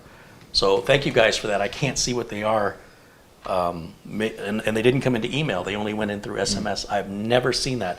There's one from Frankie B. and one from AC's Drafting. I don't know if this is something new Amazon just started doing or if they've selected a different option I haven't seen before. Stan Ristov with a £1.79. Thanks, Stan. AC's Drafting says, no worries, it's just $50. Hey, no, that adds up. I'll figure it out. I'm a tech, I'll figure it out. I just don't want to do it live. But thank you for that. And Frankie, thank you guys. So we're here at the window screen. We are. So let's go ahead and shut it down for right now, now. because I want to pull the tape off of the thermal. Look, it's not that critical, but I mean, it's silly to not use it. So we'll shut her down. Where's my mouse? There it is. And you notice we did this without internet access. I always install Windows without internet access. Otherwise, it forces us to create. That turned off quick. Okay. It did. It forces us to create a Microsoft online account, which there's nothing wrong with that. I just don't have one, and I don't want to make one. So let's unplug, at least to be safe. Everything gets Just unplugged. unplug. Everything. Stay. That we don't need anymore. Yeah, we're done with our Windows 10 install media. So we'll set our keyboard to mouse there, and this. We shall Let me at 'em. stay. You know that's gonna fall. Bye-bye. Bye-bye. Man, I wish you had as much energy as I can. Yeah.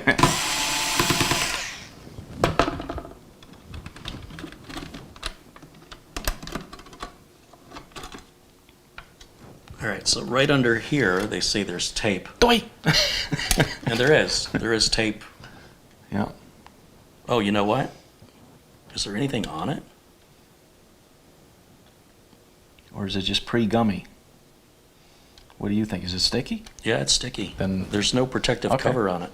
no, there's not. Yeah, I mean, that's the whole, Okay. yeah. Okay. There's no protective cover on there. So nice catch, but it turns out false alarm. Never mind. Okay. But appreciate your close eye, keeping attention to detail.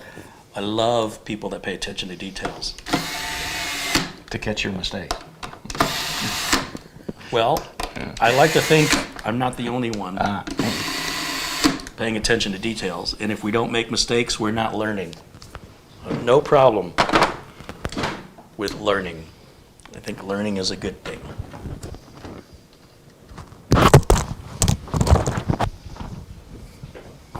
Do me a favor and get the internet cable while you're... two grunts and a groan. Internet. Yeah, it should be a real thin Ethernet cable down there on the floor. Yeah. We're going to have Mitch do his physical therapy by having him pick things up off the floor. Clicky. Good job. All right, we're going to power this bad boy back on. And... Oh, we've been in this little corner the whole time. I went full screen for us, not for them. That's all right. That works out just fine.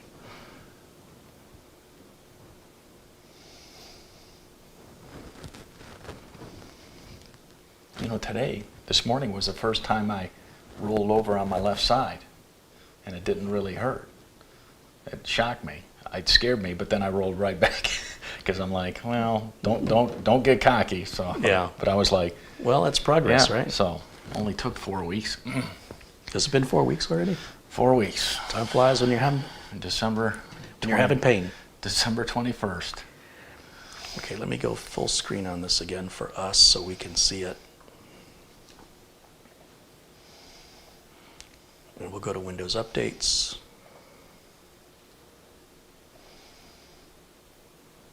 So it's probably downloading something in the background. Okay. So if we just wait a minute. Now, if you look at the front of this, we've got a, Very busy. it's very, very busy. Busy It's look. doing something. And let me see if I can go back to camera 1 and show everybody full screen. So I'm sorry you guys missed the top of this where there was a thermal pad. I know it was up in the corner. I hope you saw it clear enough. But if you go back and rewind the video, I think if you concentrate on that, you'll see there was never tape on it. Right. So, but it was a good thing to check for. Yep. Okay, so now, Mitch, how's the ribs? Every day a little less. So it's been 4 weeks. Doctor told me it would take about 6 to 7 to kind of be back to normal, I guess. But did you tell the doctor you were never normal? Abby normal. But if the weather's nice, which it might be this weekend, I might fire up the motorcycle and take just a short run, warm up the oil in it. You know, I'm wondering if the Ethernet driver didn't load, because it never came up and asked us what kind of network. Yeah, that I was thinking. I think that we're too. missing the... Did I not plug it in? I heard it click. No, I think the driver isn't there. We have a Wi-Fi driver. I guess we're going to have to connect to the Wi-Fi. Oh, it has it internally? Oh, this has to. Yeah. It's not like you can add it. Right. You could put one on externally. Right. Or a USB. Okay, I got to remember what this key is. This is going to be a test. Yeah. No, that's not it.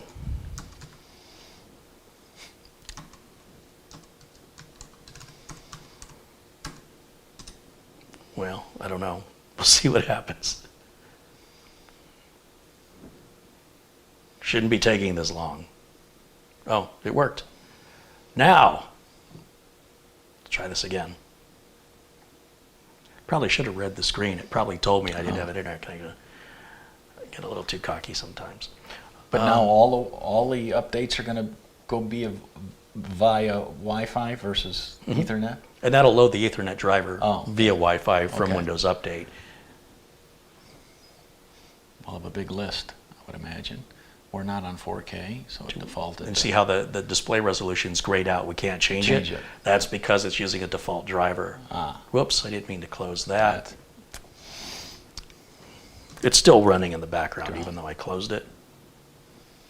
A lot of updates. Yeah. So we've got software removal tool update for Windows 10. Display driver. Yeah, all this Intel. There, see here, firmware. Well, it's going pretty fast for being on Wi-Fi. Well, I mean, I got a Netgear Nighthawk. I mean, this thing is a The Batwing. monster. The Batwing, that's right. It's got like 12 streams, and we're only running one stream, so I think it's going to be okay. Well, no, I guess that's not true. Like, there's like a couple of IoT devices that are using it. So, I can hear the fan a little bit. Here, let me bring my microphone down. Shh.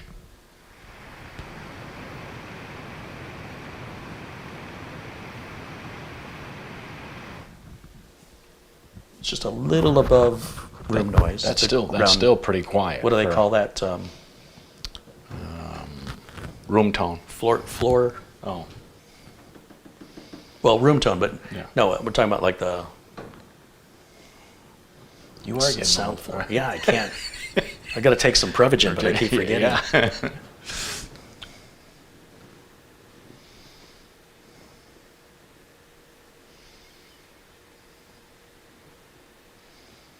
Ray says, "Hello, Carrie and Mitch. Enjoying your show. It's 5:47 a.m. here in Malaysia."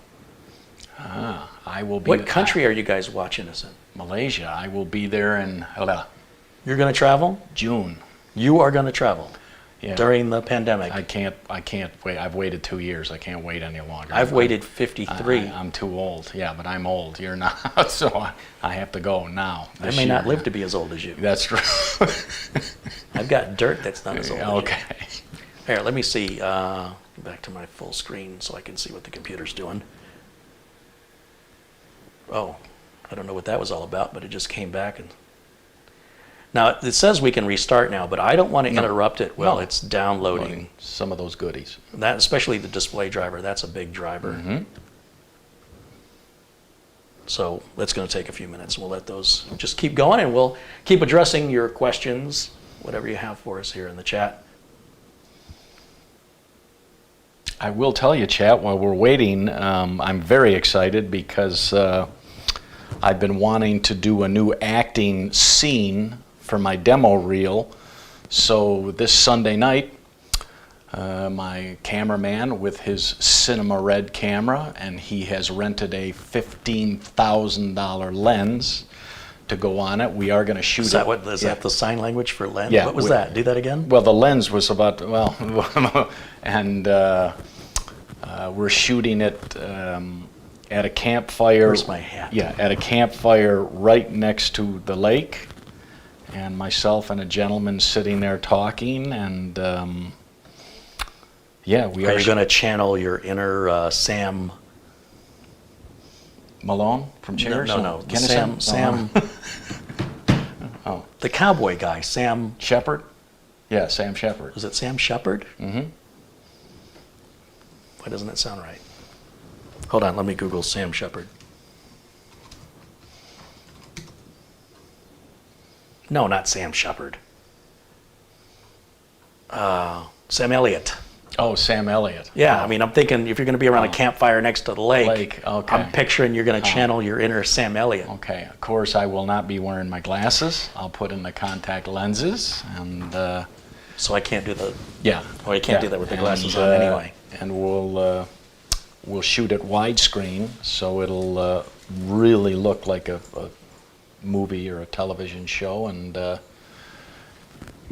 he says, the camera guy says, it'll take him about a week to edit it. And so as soon as he gives it to me, I'll be happy to show it to you guys. Can't wait to see it. There won't be a dry eye in the house. So. Siegfried is watching us from Spain.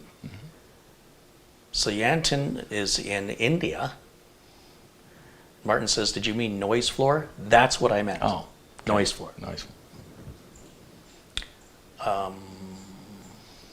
What bike do you have, Mitch? I've got a Triumph America Cruiser. That's from Michael. I've got a 2014 Suzuki MR109 Boulevard.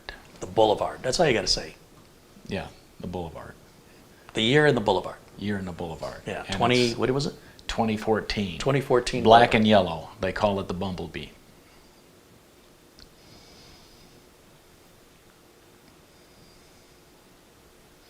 Colo Radio says he's in Georgia. You'd think he'd be in Colorado with that name. Atlanta is a movie. That's where Coca-Cola's headquartered. Movie and TV. Big studios. It's all happening there. So. James Bleck says there's 1,270 eyes watching. Well, that's assuming each viewer has two.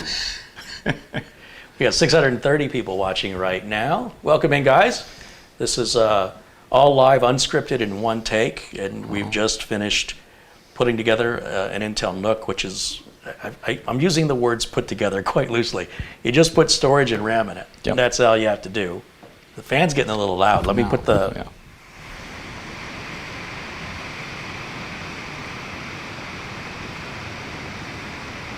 Is the other side louder? Let's go to the other side. I'm sure that is massively magnified with the microphone that close. You can hear it, but it's not like I have to talk louder. It's not that loud. But you definitely know it's doing something. Did it turn itself? Oh no, that was. It was loading the video display driver. You see what happened there? I was going to say the video driver, and then I switched it mid-sentence to display, and it came out as video display. That's how you know this is not scripted, Right. that everything you see is real. And this is what it's like if you're going to work an 8-hour day job as a tech. You're going to, just the difference is you got a camera watching everything you do and every mistake you made with 630 witnesses. No pressure. All right, let's take a look at where we're at. Full screen, installing later, pending restart. Oh, I think it's waiting on me. Okay, restart now. Now, I'll be kind of curious during the restart if it's going to install the BIOS, because it will do that. It did say there was a firmware update in there, and I think that's the coolest thing you can do with a NUC. You don't have to go through the traditional, go to the website, look up your model number. This will through Windows Update, handle that for you. And as I mentioned, the way Intel updates their BIOSes on these NUCs is old school. It's going to drop into DOS, and it gives you like the little periods as it progresses along, and it's just very nostalgic, because that's the way we used to do it back in the day when you had to have a boot disk. And then for a while I had to make boot CDs because they started removing floppy disks from the computers. And then I had to start making boot USBs, and it started getting kind of like confusing how to make those USBs boot and whether or not you had a U3 USB. I kind of like the plastic ones. What were those? The 3.5s? The little plastic floppies. Yeah, 3.5-inch floppy, 1.44 megabyte. Yeah. All right, we're going to go back to updates, and then we'll let it continue where it left off here. And then can you change the display now that the driver's loaded? Or? Let's see. Display settings. Yes, it's not grayed out anymore. I don't know what I just did. Yeah, it's in 4K, so we'll drop that to keeps doing it, 1920 by 1080 right there. And we'll keep those changes, and that looks a lot better. And then go back. Yeah, that looks. So now we're installing the cumulative update. And then all these it's going to need to retry. Then we'll do this optional quality update. And the firmware. Well, that should happen automatically. Mm-hmm. So we may need one more reboot before that happens. We'll see what goes on here. Let me get a cold Gatorade. This one's getting a little warm. Okay.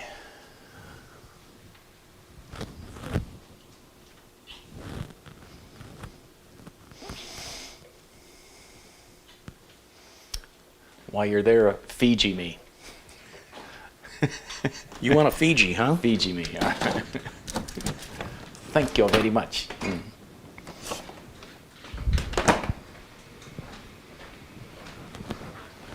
Best thank water on the planet right there. Maybe I should reach out to them for sponsorship. They could send me a case of water. It'd be worth like a month's worth of YouTube payment. You know, on my NAS that I love installing like TV shows, like All in the Family, and Taxi. I just installed all the seasons of I think that's called piracy. of Absolutely Fabulous. Oh, yeah. And then I've decided now the next one I need is Cheers. It was a great show. Because that was, I mean, I think the that's like- secret to Cheers' success is all the different writers and all the different directors. So you didn't fall into a writing slump. Yeah. A lot of different writing. And was that 9 seasons or 10? I think it was only 8 or 9. Probably 9. I don't think they went 10. So I don't remember how many seasons Cheers was. It says All in the Family was popular here in Finland as well. yeah, I just did. Farmalingam joins us from Germany. Just uploaded Taxi, and I've been watching those with Latka Gravis. Well, that's a great show. Yeah, Louis De Palma, of course. Yeah. Judd Hirsch, who happens to share my birthday. And the guy's name I can't think about. He was in Greece and Babylon 5. Jeff Conway. Who And who passed away? Yeah. Elaine was her name. Elaine. Mary Lou Henner. Mary Lou Henner. Elaine was her character name, Yep. right? And then was it Tony Danza? Was it? Tony Danza. Andy Kaufman. Oh. 11 seasons for Cheers, says Joshua in the chat room. Mitch says, I bought that air gun to blow my glasses. Love it. I love it too. I was getting sick of that very expensive canned air. I left this on the other day to see how long it would run. And it's still going. No, I ran it, and it like times out after a while. And the light starts blinking. Okay. I think when the battery gets low. So I double tap it, that leaves it on. And it stayed on a really, really, really long time. And that's when I had charged it from 2 months earlier. Okay. So I finally drained it until the light was just blinking and it wouldn't turn on anymore. Yeah. And I charged it back up. I think it took 3 hours maybe to charge it. But it's no exaggeration. The charge on this lasts a really long time. And it's got a nice, the stream of air that it puts out It's not weak. Right. I think it's about equivalent to what a can of compressed air will do. The air compressors, of course, you can adjust those and crank them up way too high. So I think this thing's about perfect. Yeah. Oh, I don't want to blow your toupee off. Yeah. Yeah. You need to clean your glasses? And no. Now, I don't know why Mitch doesn't use a microfiber cloth like a normal person. I don't know who you people are that blow on the glasses. Well, Just because microfiber. I saw on YouTube a video where you just take a little droplet of Dawn dish soap, and you wet it, and you wet your glasses, then you clean the glasses. But you don't. You can use. and then you rinse them, and then I use my blower, and no smudges. You're not going to get smudges. You're going to scratch them. Not with a microfiber. Oh, okay. This microfiber's been through the washer a few times, so it's not as. But even Harbor Freight Tool, they'll give you a coupon for a free package of microfiber cloths. Feel how soft that is, and it's lint-free. That's what you want to use to clean your monitor, your TV, your glasses. And if you have enough of them, and you're really careful about your car's paint, that's what you use to dry your car. Although that's a little excessive. And you would certainly use that for cleaning the windshield in the car. And when you clean your windshield in your car, what you do is you get the same Rome alcohol that we use for cleaning thermal compound, and you'll need 2 microfiber cloths. You take that, or use a corner of it, soak it with the rubbing alcohol, and then clean the window very thoroughly with the rubbing alcohol. You go around in circles. Then take a dry end and just kind of rub that rubbing alcohol off, the residue. Then grab a different microfiber cloth, spray your glass cleaner, whatever you happen to have, onto that, and then clean your window, and it'll be perfectly clear. You know, you get rid of all the streaks, all the smudges, and then do both sides of the window that way. And a tip for you people out east, where it's very cold in the winter, you know that the inside of your glass gets steamy. Here's a tip for you. You take a can of shaving cream, not gel, but the cream, and you spray, you put a dollop on a towel, and you put that on the inside of your windows. Smear it. Have you tried this, or you just... And then wipe it off, and the inside of your windows will not steam. Will not steam up. So. Will that work in like a bathroom mirror and you get out of the shower? I haven't tried that. Well, you let me know. Yeah. So. What about Rain-X? I put that on my windshield, outside of the window. On the windshield after I use rubbing alcohol, like you said, to get all the impurities off of that. And I think the Rain-X instructions actually say to do that. Yeah. If I remember. It's been a long time. Rubbing alcohol on the windshield to get off all the impurities, make it the base. Then I hit the Rain-X, 2 layers, and I'm telling you, I can drive down the freeway in a torrential rain and not turn on the wipers. It just sheets down. It literally sheets away. And you know, I wouldn't have believed it until I tried it once, and I was like, this Rain-X is the greatest thing since sliced bread. How often do you have to reapply that? Depends on how often you wash your car. I don't wash my car. Oh, okay. So I typically do it. When's our rainy season here? October, November? I don't know. Lately it's been December and January. I ought to know because I got injured. All right. So, slipping in the rain. Yeah, so that was December. So I apply it typically, sometime in October, and it's good then for October, November, December, at least 3 months. And then I maybe reapply. So. I don't know why this thing isn't rebooting for us. It's like power light is on. It's just sitting here. I'm going to give it a little bit just to make sure. Firmware's updating. Now, Photo Ray's into photography, and he knows about cleaning those camera lenses. He says, I use a very soft microfiber cloth on my expensive lenses, but you need to wash the cloths afterwards so they don't have grit in them. Right. For sure. Right. Because, you know, on a camera lens, a little tiny speck you can barely see, it'll be a big blotch on your photo, especially if it's a... wax the car, wax the windows. No, I use a can of what they call invisible glass. I watch a ton of Detail Geek, how to detail your car. And I've got all the products, steam cleaners and carpet extractors and the whole shooting match. And Yeah, I love those channels. All right, well, this thing's just sitting here, so I'm going to hold the power button in until it shuts off.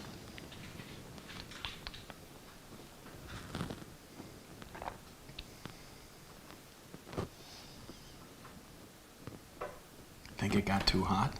No, Shut itself no, off, I think no? one of the updates has confused it. Let's turn it back on. Let's see what we get. You broke it. Yeah, All right. I can send it back. It's under warranty. Okay. Okay, so there's our Intel NUC Look. post screen. Uh-oh. See what it says here.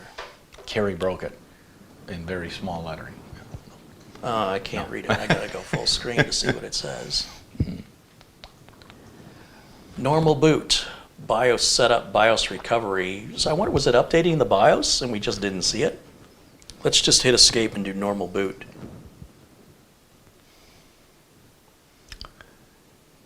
So it's gonna restart one more time here.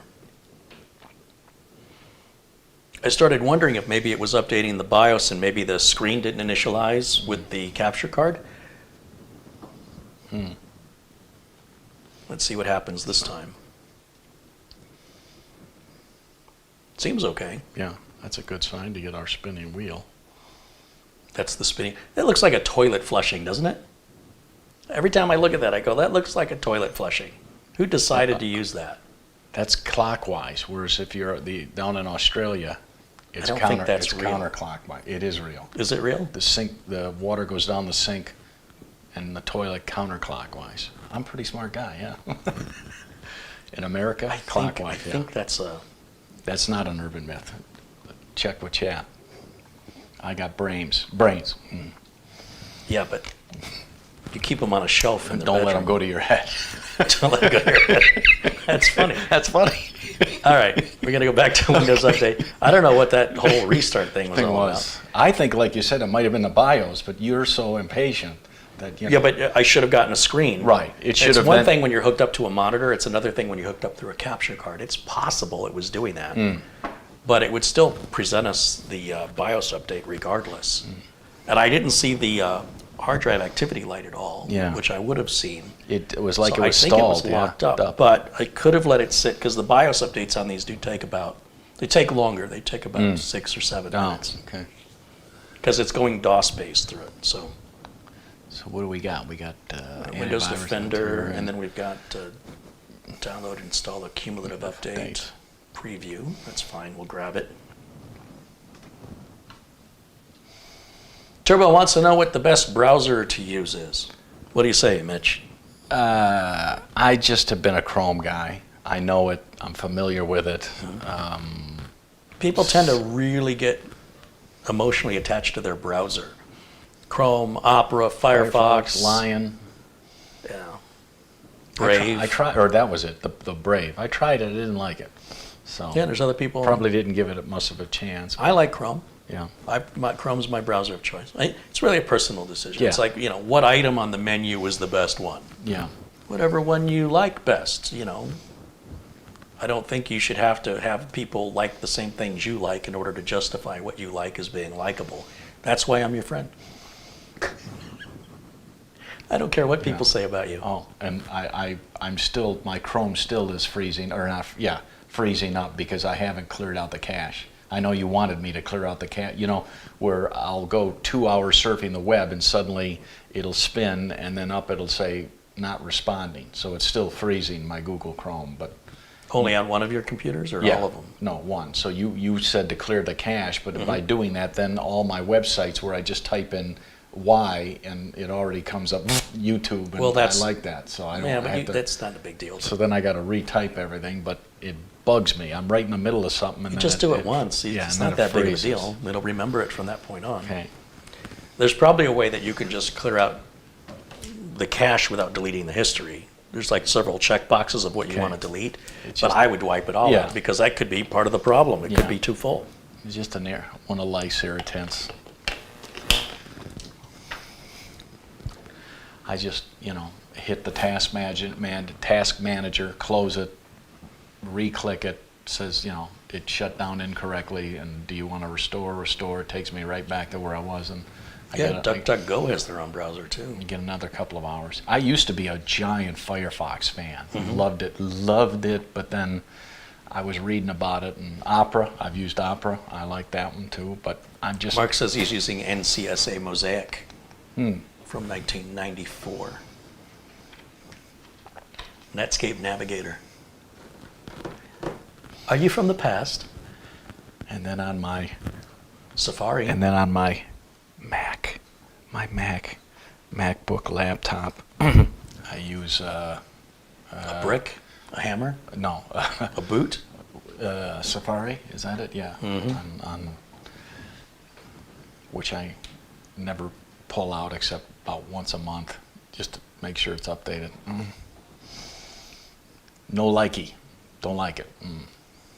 I got schnookered. There's a nice word. I got schnookered into buying a... Hey, I got a bridge for sale. In Yuma. MacBook Air. Cost me 1,200 beans. And I knew, right as I was putting it on the counter, that little man said, don't get this. But I got talked in. Louise says she sent an Amazon gift card. She wants to know if she did it right. She's never done it before. Let's take a look. Does not appear to be.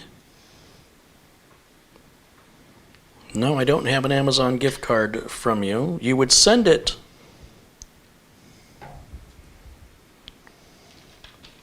to my email address, carrie@carrieholzman.com. I'm not quite sure. So when you do the Amazon gift card, it's going to ask, who do you want to send it to? And it's just my name, carrie@carrieholzman.com. So you should be able to go into your purchase history and correct that. Or they might even tell you what the Amazon gift card code is. And then you can just simply copy that code, highlight it with your mouse, Control-C on the keyboard to copy, start a new email, send it to carrie@carrieholzman.com. Control-V, right next to the letter C, is paste. Paste the code right in and hit send, and that's another way to get it to me as well. But you've got to get that email address correct. Otherwise, I don't know who you sent it to. I'll put it here in the chat room.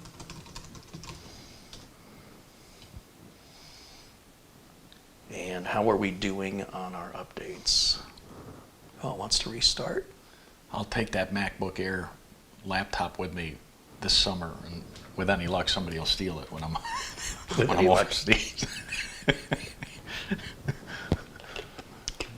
Louise says I sent it to the Kelly email posted on YouTube. I don't know who Kelly is. My name's Carey, like Cary Grant or Jim Carrey or Drew Carey or Cash and Carry. Cash and Carey? No, there's not an E in that. Oh, okay. Mariah Carey? Okay. Carrie Elways, the actor in The Princess Bride, the prince. Mm-hmm. Well, I guess he's not a prince. Is he a prince? He wound up being, I think. Anyway, his name's Carey. Ron Carey was the little cop in Barney Miller, uniformed cop. Yep. Love it. Cary Grant. What was his name in real life? Who? Cary Grant. What was his real name? Oh, it was a horrible name. Archibald Leach. Archibald. That was my dad's. Hey, we're back to this whole thing going, no signal again. Huh. But I did see the hard drive light blinking a little bit. So give it a second. What time is it? It's 3:20, 3:19. So let's give it at least a couple of minutes. I'd give it 6 minutes. Okay. I don't know what it's doing. It's troubling.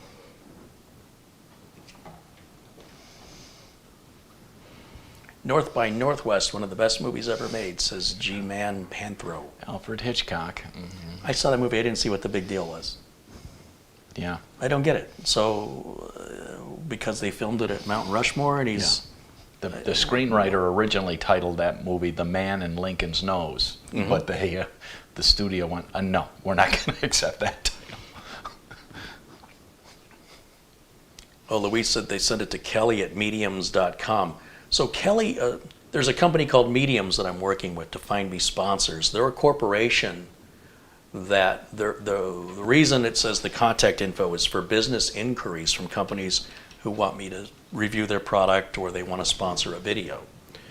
So if you would please go back to your Amazon account, and you should be able to either cancel that gift card, or like I said, you can send me the code.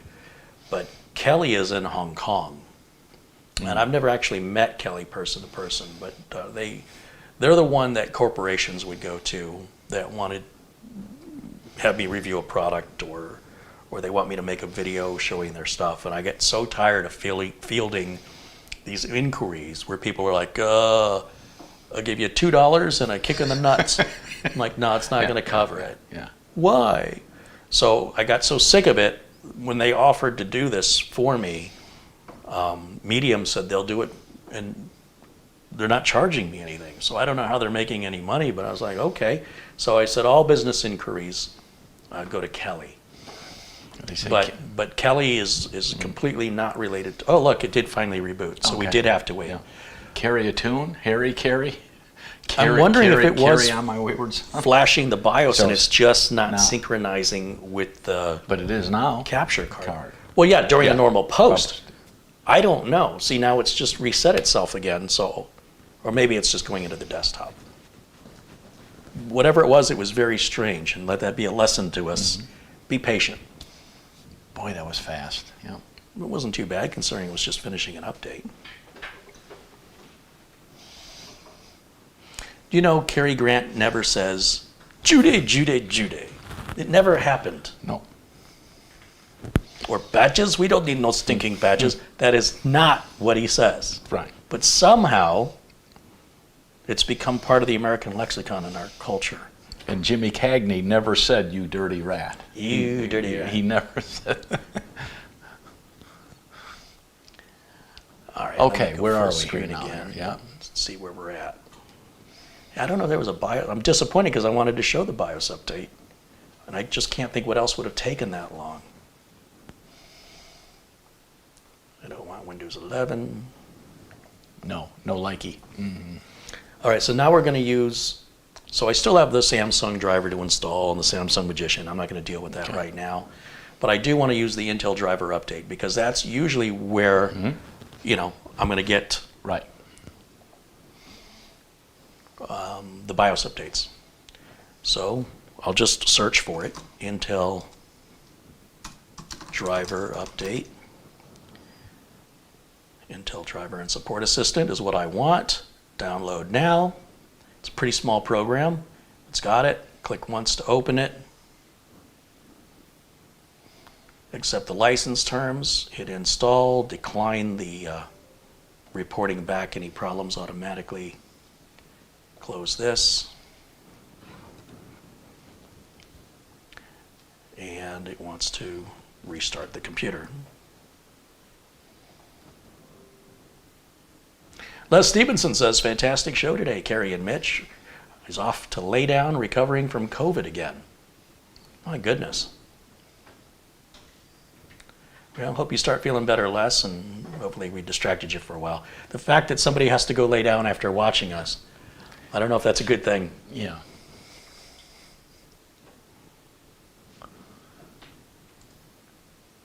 So now this will restart and go right into the Intel thing, or yeah.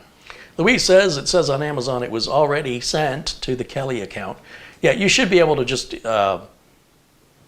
either visually see what the code is on the gift card, or click the button to chat with an Amazon support assistant and explain to them you sent it to the wrong email, and they should be able to assist you. Okay, so now with the Intel driver assistant, let's check and see if there's a firmware available now. So I have to go full screen so Mitch and I can see it. It's going to be down here. Oh, we have a red dot. Okay. Look at this. 4. Lots of new drivers. 4. Yeah. Download all. So what do we have? We have a Wi-Fi driver, audio driver, a serial driver, and whatever GNA scoring accelerator, whatever that is. For Intel NUC products. We've got BIOS version 0041 with a check. That check means that's the latest. Okay. So I don't know if we did get the BIOS or if that's how it came out of the box. No idea. We'll tell you what we think. All right. Here's all the specs of the system. Oh, it's got Thunderbolt 1 and 2. Maybe that's why it's got the two different types of plugs on. That other plug threw me because it looked like an older Thunderbolt 3 or Look at 2 that, style. 64 gigs of RAM. Sweet. Not messing around. Yeah. I like it. And while that's downloading, I'm going to grab the utilities flash drive. We'll plug that in back here. And we're going to run Uncle Carrie's optimizer, which is available for sale. Nudge, nudge, wink, wink. In the lobby as you leave the theater. No, That's right. You got to exit through the gift shop. So Uncle Carrie's Windows 10 optimizer. We'll just go ahead and run that. And while that's running, we'll install VLC. Okay. This is why, remember I was talking about how the speed of the flash drive is important to me? I'm doing all this off the flash drive, and look how fast it is. Yeah. And we want the Samsung, Magician. but now I want to just copy that to the desktop. So we'll just drag this out here to install after a reboot. I think that's it. It should be everything. We'll close that. Hit finish here. Continue. Close.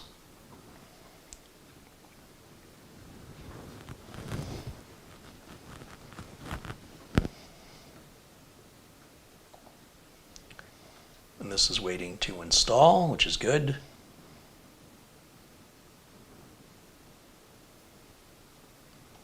Then it'll prompt you to reboot, Yes. probably. Yeah. Let's just go ahead and install while we're waiting. I don't know why that's hung up right there. This is the new Wi-Fi driver. I like that you're not paying a third party for drivers that you hope are the right drivers.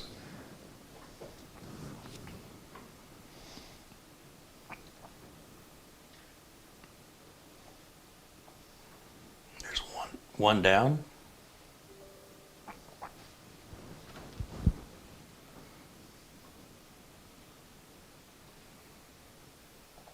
Is that just stuck there? The access denied stuff is normal. Those are files that are in use that we're trying to turn the indexing off on. Now we're installing the audio driver. Even though we already had the audio driver, this is a newer one.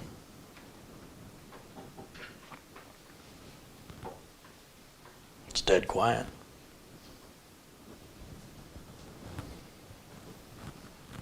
And it's going to restart anyway, so let's just go ahead and let it restart. So whatever is locking that up, we'll rerun the optimizer again, just to make sure that everything indexed correctly. Let's see how fast this boots up. Everybody got your stopwatches. We've got to get a post screen first. Bueller. Uh-huh. I wonder if it doesn't like that flash drive in there. I mean, the power light is solid. Yeah, it's on. Got a little clicky. It did blink? It did blink. He's talking about the hard drive LED Could blink. be, yeah. So I've seen where sometimes when you have a flash drive plugged in, it can, if you ever have a computer that's not booting, what I suggest you do first of all is turn the computer off. So we're going to hold the power button in until the light goes off. It could take up to, oops, I just let it go. Could take up to 10 seconds. Make sure the machine is powered off. Then look at any USB storage that you have plugged in. It could be a mechanical drive, a solid state drive, a flash drive. Unplug the storage. Don't boot up your computer with USB storage plugged in, because that is the most common reason or the common solution that I get when somebody says, well, my computer's taking forever to boot. You see how much faster that came up now? So I think it's related to that flash drive, although I'm not certain. That did seem to make a difference.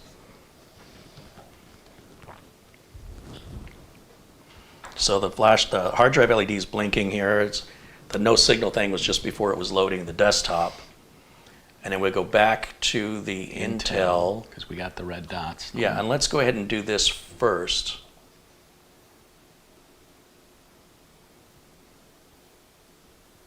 So see, like the audio driver, I guess, didn't apply correctly. So let's do it again.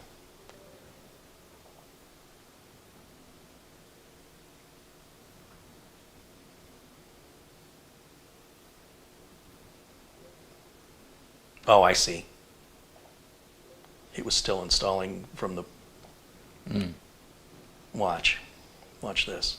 It says another instance of this setup is already running. So it wasn't done yet. This is me being impatient, but I wish it would give me more information as to what's going on. Let's refresh the results and see if that changes anything.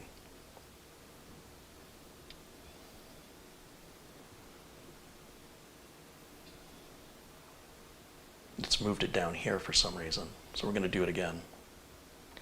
You know what I think happened? I wasn't paying attention, but sometimes on these audio drivers, sometimes it needs to uninstall the current audio driver, reboot, and then it continues the installation of the new driver.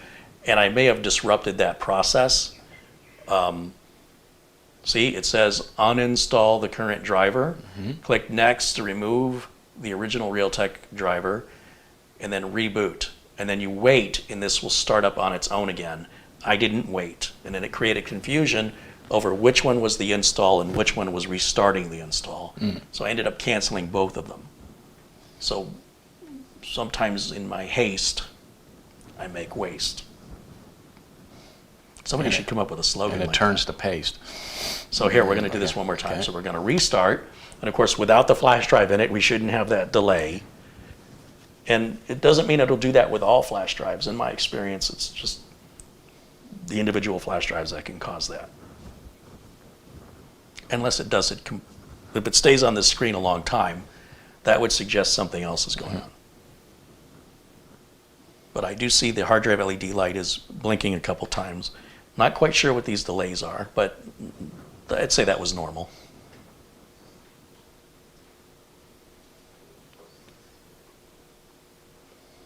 And then you'll see it say that there's no signal just as it right here, as it loads the desktop, initializes the screen, and then puts our desktop display up, right? So like so. Now, if I wait here, be patient, just calm, deep breath, we should get the installation screen for the audio driver. But what it's going to do is it's going to load all the drivers, right? Everything that Windows needs to load upon startup, like the Intel driver assistant and everything else. Then once all that's loaded, then it says, oh, there's our installation right there.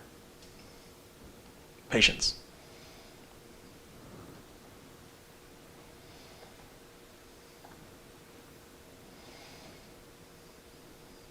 That's moving along pretty good. Yep.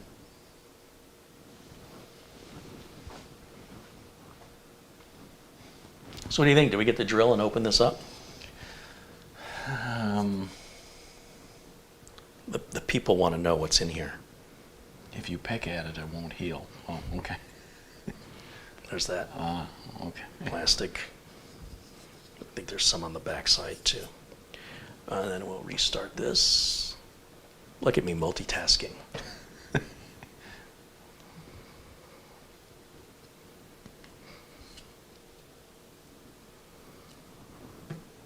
Okay, so how are we going to get this open? I think I'm going to need, well, if you hold this on an angle, there's a little indentation right there. Sledgehammer. Get a spudger. Well, I do have the spudger, but I'm going to think this is probably glued in. We could try the spudger. Should be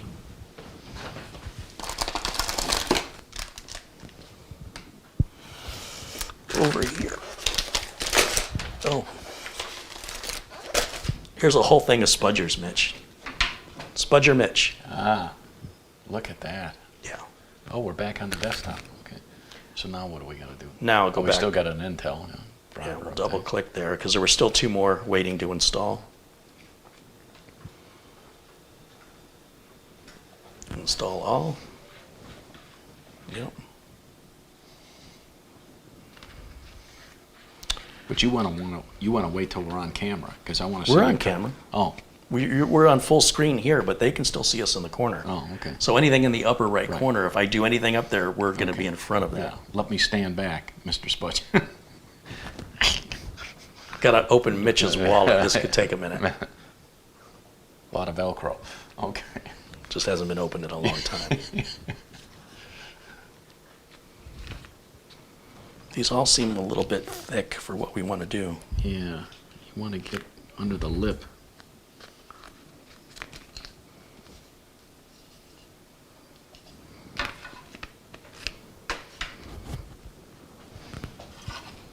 Where's my glasses? Oh, you got metal spudgers. Usually they're plastic. There's like nowhere to stick the spudger. There's a weird indentation on this side right here. Press it, it's a button and it'll open. No. For $39.99? Yeah. Yeah, I don't think No. so. That's an That isn't going to do awfully it. tight seal. Some vice grips. I think the drill. Okay. Now what do we, oh, it's still doing the intels. Oh. Yeah, we should have one more on the Intel. One more to go. It has to reboot after every one? No, only after certain ones. Oh, okay.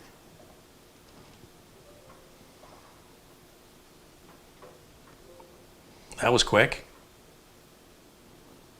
And you are up to date.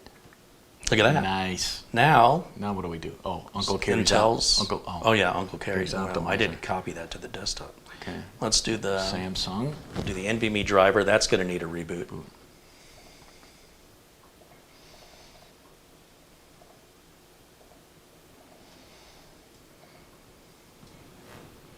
And you know I'm going to go to VIP CDK deals to pay for my license. $15.70 for a Windows 10 license. Windows 10 Pro. Isn't that amazing? Activates online. 100% legit, real. Money back guarantee, it works. A good customer service. And if anybody has a different experience than that and you talk to their customer service and they don't make it right, you let me know. And I will make sure it gets done right. And if I have to do that too many times, I won't promote them like I do. But they're so good, I can't say enough good about them. And you were just, earlier, people were mentioning they bought Office 2021 and Windows keys, and these are people I don't know. They watch me, I don't watch them, and they're telling me they bought it, no problems. I don't like that exclamation on the shield. Oh yeah, that's just probably wants us Yeah. to sign into a Microsoft account. Go Yeah. by. Dismiss. Nice. All right. Now we can put the Samsung Magician in now that the NVMe driver's in.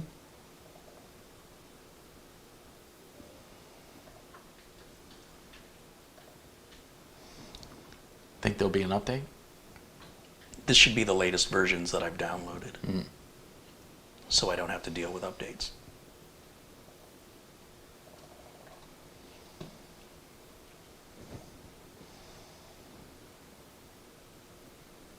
Mighty fast.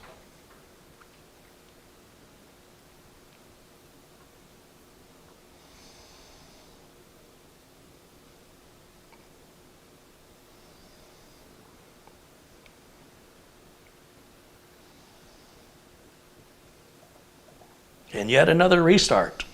Yeah, whenever you're doing a Windows install. Ooh, there we go. Oh, did want to restart? And then if there were any updates down here, it would be a big capital N for like the firmware. Yep. And then the software itself. You are currently running it? Okay. So now, utilities, we can copy the Uncle Carrie's utility and try that again. And instead of running it from the flash drive, I'll go ahead and just copy it over to the desktop. Okay. It's never done that before, so. Normally I don't have other projects going on in the background. Right. So that might have had something to do with it. So we'll double click. Yes, it's smart enough to know what needs to be done. So it didn't finish what it had started, and now we can restart. And that takes effect. So yes, I need to get a drill and a small drill bit. Well, you know what? I can just use the cordless driver with the hex head, the hex drill bits Okay. right here. This will do it.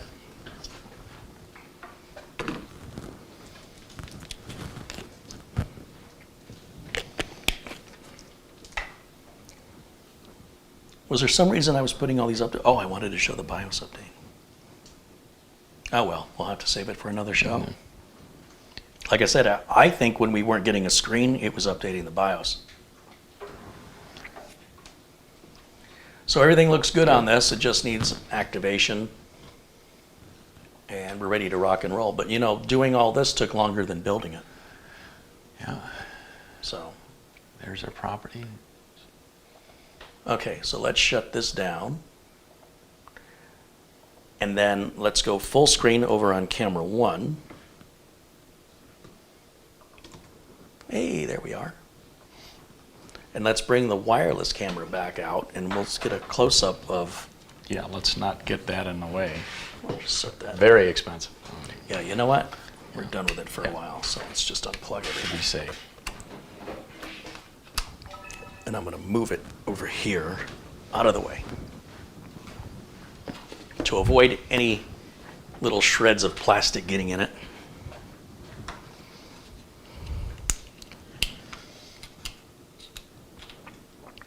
Okay, this is what you've been waiting for, right? So this $39.99 2 terabyte solid state drive, what is it really?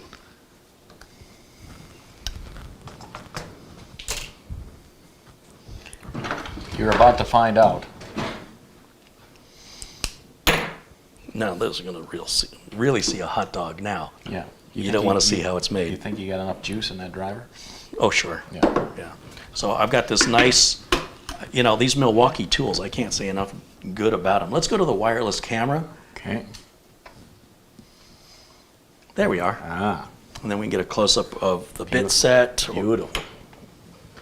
And I like that those have the hex bottoms on them, so you don't have to use Ah. a drill.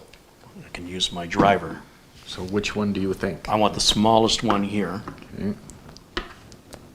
which is a 1/16. Okay, and we'll just drop that in place. Let me get out my precision Gloves. monocles Gloves. No. and see, like I see a little indent. Right there. Everything's red and black today. That'll be your blood in a second. Yeah, if I go too far with the drill. Okay. Steady now. Okay. I'll hold it. All right, you hold it. Yeah. I don't know where to go. Maybe on an edge here. Oh, let me move this to Drill the mode. drill setting. Okay.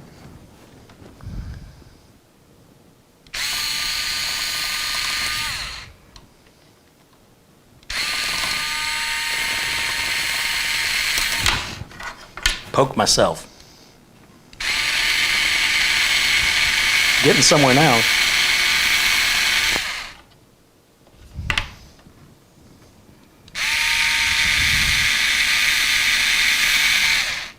I think I've just voided my return. Yeah. Wait a minute. What is this?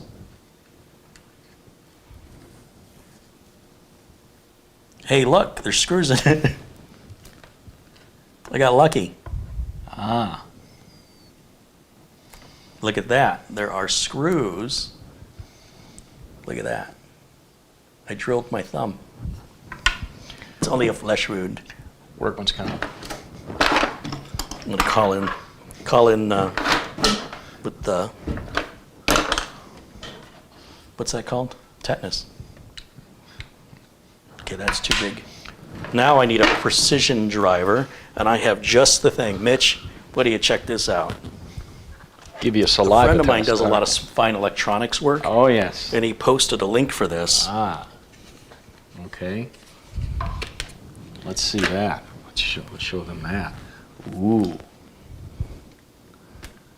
Will they come out when if I open the lid? Open sesame? Very tiny and nice. So check this out. We'll set this down here. And we need a little Phillips bit, maybe like this one. Let's see if that's the right size. It is. And we have this. This is too small to fit in the electric driver, so we'll use this nice precision driver. I want one of those. Where do I get that? Amazon.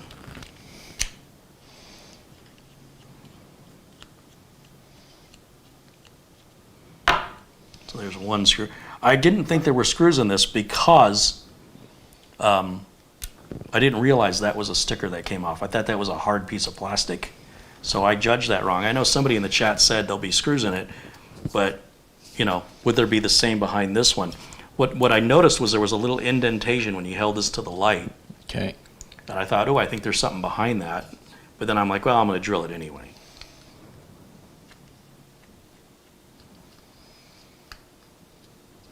Look how tiny those screws are. Okay, now, how does this come out? Maybe there's screws on the other side. Now I need a spudger. Well, there could be. Yeah. But I don't see the indentation on this side. No, But- yeah, that's flat, so. But, you know what? Since I've already poked myself with the drill, Right. let's just pull out a razor. Oh, here we go.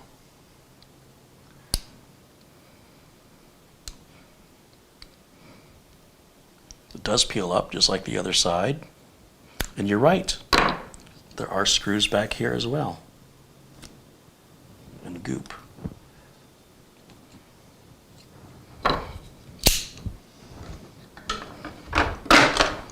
Look at me, wrong twice in a day, so I should be good for the rest of the month. How many days are left this month? 2. All right, I'll just sleep Yeah, for 2 days, yeah. it should be fine. Now that should slide out, correct? I don't know. No, okay.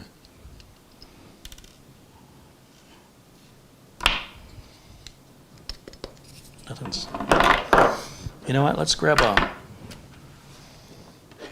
fine. See how that locked in there? Yeah. It won't come out unless you lift up the chuck. And then that slides out. I like that. So you've got a up chuck. No? No? Okay. Looks like I'm missing a bit. Okay, all right. There's a bit missing. What the heck, man? Don't you Or take maybe- care of your tools? Well, I thought I did. I don't think I've even used this before now. I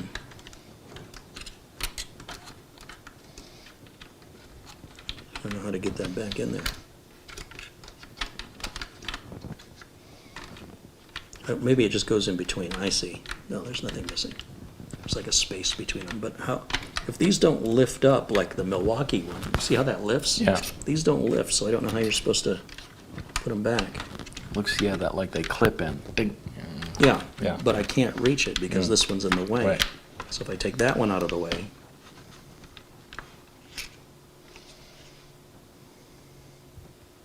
gotta figure out where this goes.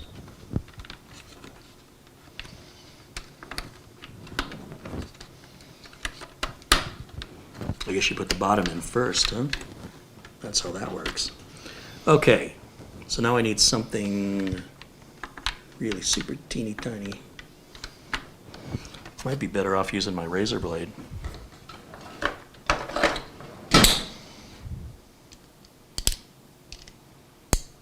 See if I can get inside of the. Mitch is standing clear. Smart man. Mitch used to have 6 fingers on one hand. Yeah. I fixed that for him.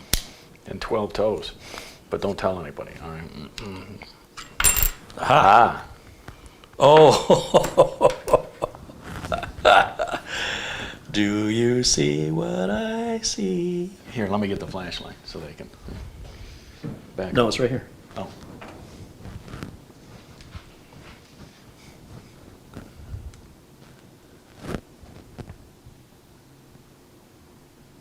Oh, wait, I'm blocking it. There you go. Okay, so that means the front must come off that way too.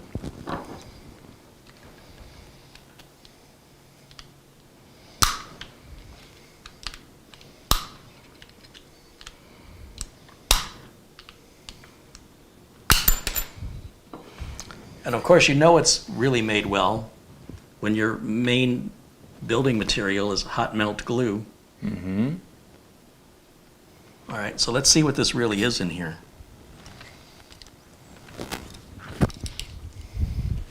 Always cut away from yourself, ladies and gentlemen. Famous last words.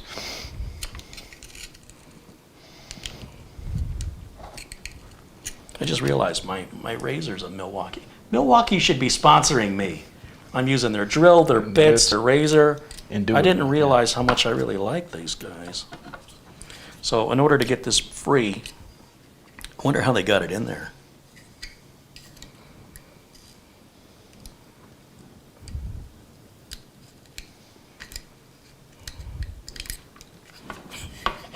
This is all this is. Well, now I know why it's so cheap. It's all starting to make sense now. Use alcohol to loosen the glue. You think? How much do I drink? Just a smidge. Randall says, thank you for saving us all 40 bucks. Here, let's see if I can get this out now. No. Well, Amazon would take it back. I mean, as long as you didn't just do this to it. Use a hot air gun. Warm up that glue. Yeah, that would work, but I don't have a hot air gun. I don't do that kind of work. Just plenty of hot air, but not a hot air gun. Yeah.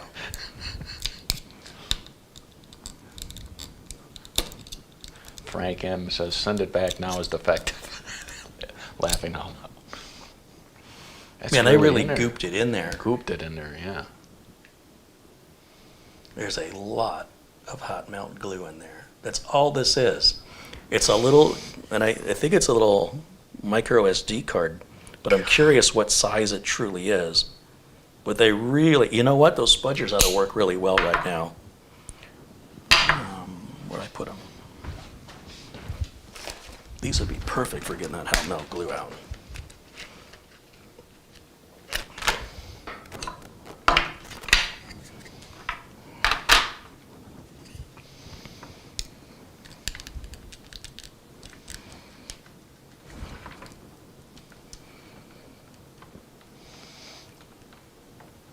It was $2 in parts and $4 in hot melt glue.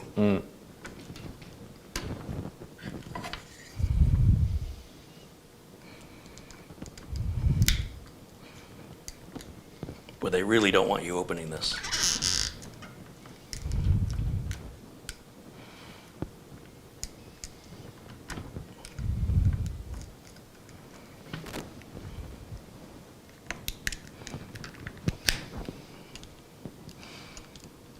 Don't try this at home, ladies and gentlemen.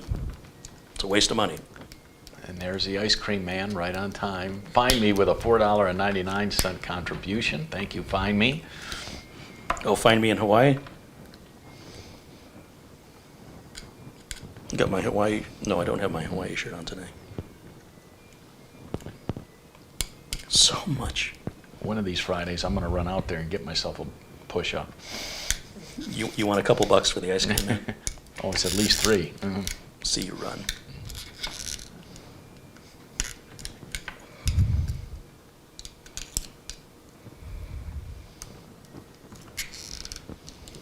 It's coming. Here we go. You ready?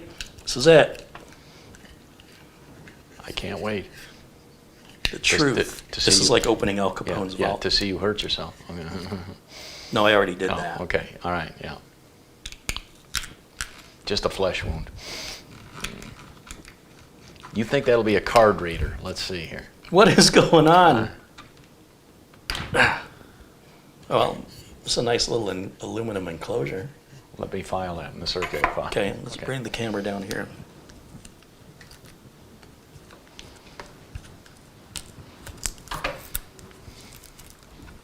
What is happening? Do you know what this is? There This it is is. like one of those flash drives you can buy that Yeah. has the dual ends on it.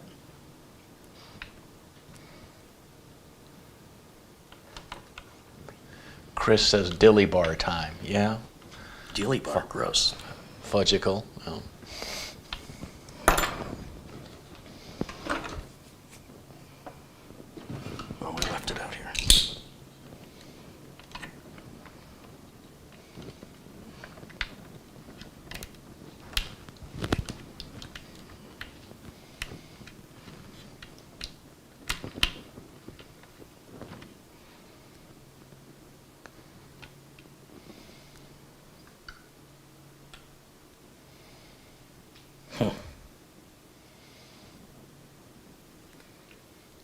this end up. Can we No. read what that says on that chip?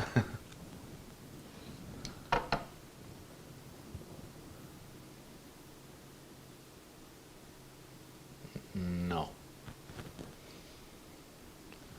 I put a little light on it. Mhm.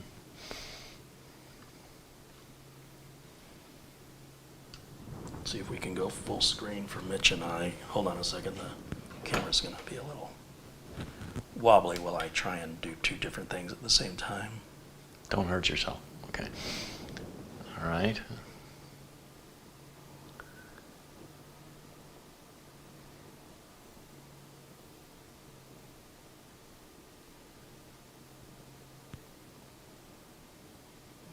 Yeah.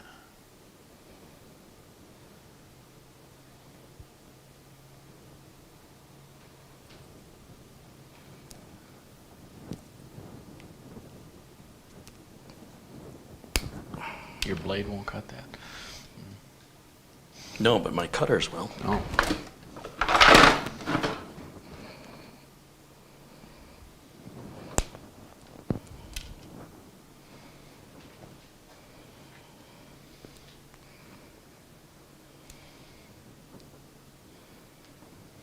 Boy, someone went through a lot of effort to make, after expenses, I'm gonna guess they made about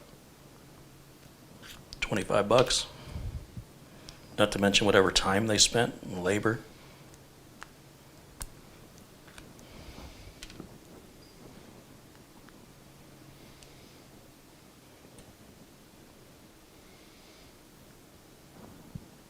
Interesting. This is very interesting what they've done here. This isn't even a dual-sided flash drive like I thought it was. It looks like they just added this USB Type-C connector on and manually wired it to the Type-A end on the other side. But it does look like they gutted a flash drive. Look at here. See? This is a separate piece. Okay. It's not. Normally, if you look at how this is a normal way they would connect this. Do you see the soldering points here? Yep. Okay, and what they did is they soldered these individual wires on, and then they put it to this little circuit board, and then they glued the circuit board, which is a different color. This circuit board is green, but the one on this is blue. See that? So what we really have for $39.99, now that we can expose its true self,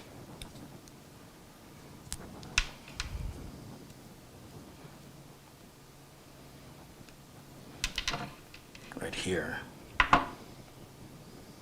Now I don't know if we can read that.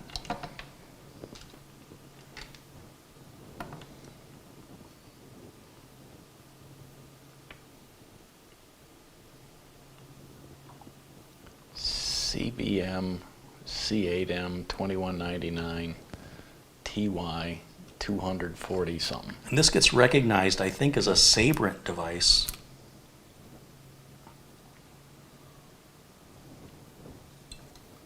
Just want to see what this chip is under here.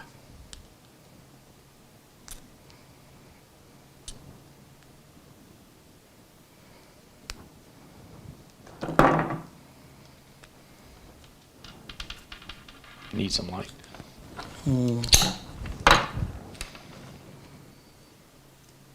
Doesn't really tell us anything.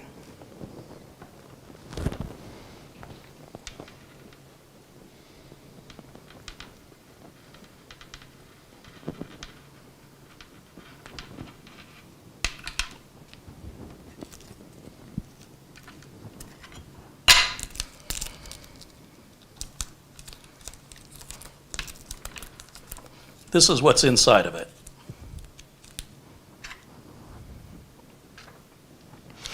Okay, so the spudgers, people want to know where they can buy these tools. It's kind of a side effect. I guess I get to promote some tools that I have here.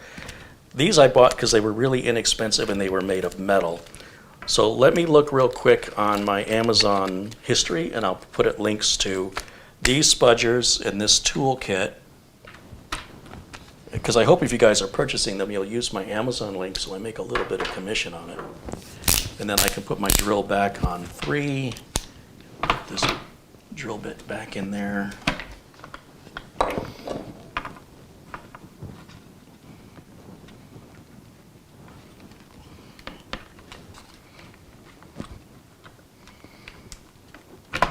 we go.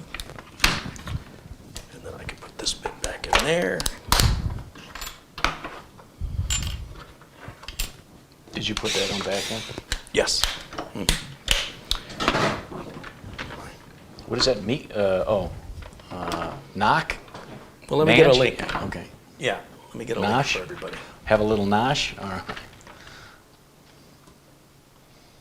I want one of these. I've got one of these. Now they want me to plug it in. They want me to plug this in. Give me just a second. Let me get some links to these products. So let's do. Let me go to Amazon. Spudgers.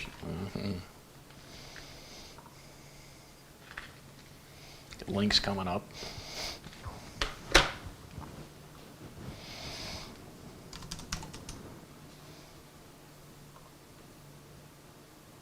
So this precision driver set is $42.99. It's 52 precision bits. Oh, sorry, 55 S2 precision bits. Okay. And what I'm going to do is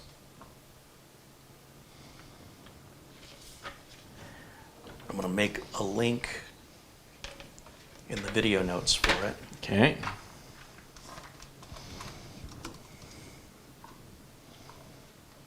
.52 precision bits.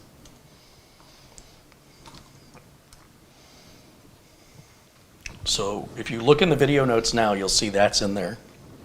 And let me do the spudgers.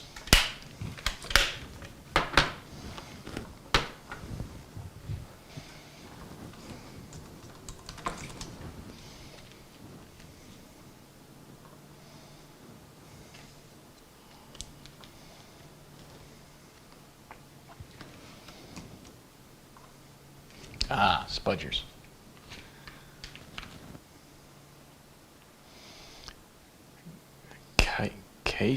Casey? Made by a company called OriGlam. And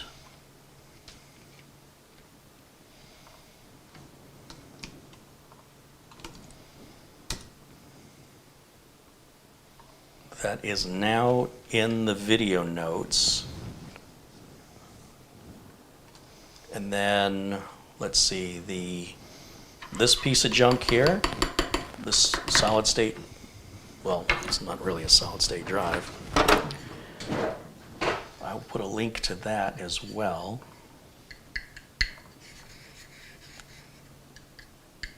We're going to call this the fake 2 terabyte solid state drive.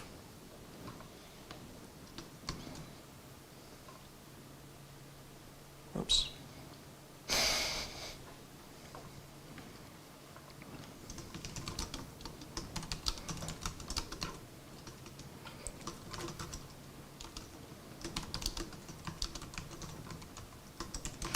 And then I'll add the one from Western Digital that I love, this one right here. This is the good one.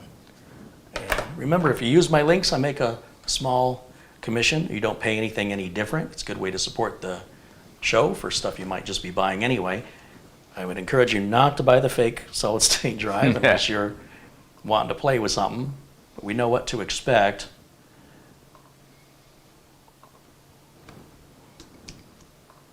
Add that link in there as well. And I've just added those right up to the top of the video notes now, so it should all be in there. And we gave you a nice close-up of the box. Mm-hmm.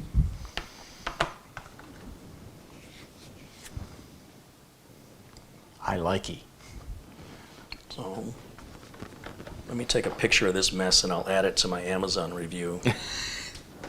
Okie dokie. Do you want it smushed in? No? Just like this is fine.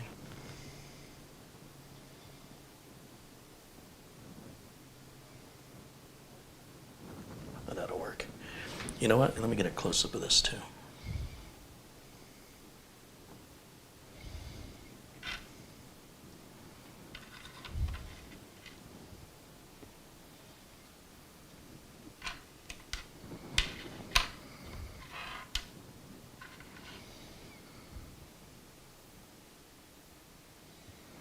That's good stuff. I'm glad I opened it. That's very rewarding. Okay. So what happens when we plug this in? Well, it comes with this cable. And, you know, we should use a system here where everybody can watch what happens. Let me just throw this stuff in the trash. And then do you want You can to have switch all to that. camera 1? I don't know. Do we need No. to switch to camera 1? Apparently, camera 3 is just fine.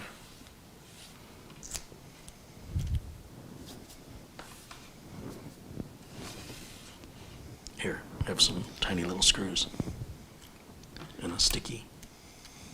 Don't spend it all on one. Should I save this for something? No. No. Bye-bye. All right. I'll move all this stuff. Oops. There goes my microphone.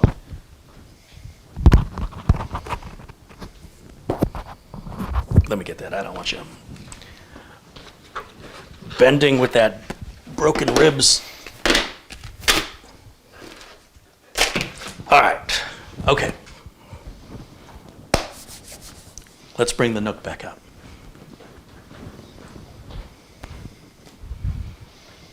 So we going to need this Yes. to plug it in? Yep. Okay, so we'll They bring do up give you a the- fancy white rubber band. Yeah. I'm quite impressed with that. It's a really nice rubber band. It's very high quality as Yeah. far as rubber bands go.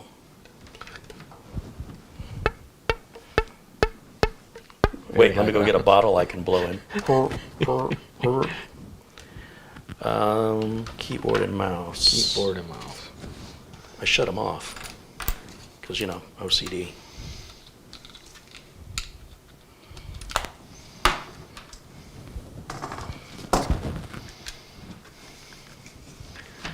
This may smoke, so I got to stand back. Yeah, it ain't gonna smoke. Yeah. I already tested it. Okay.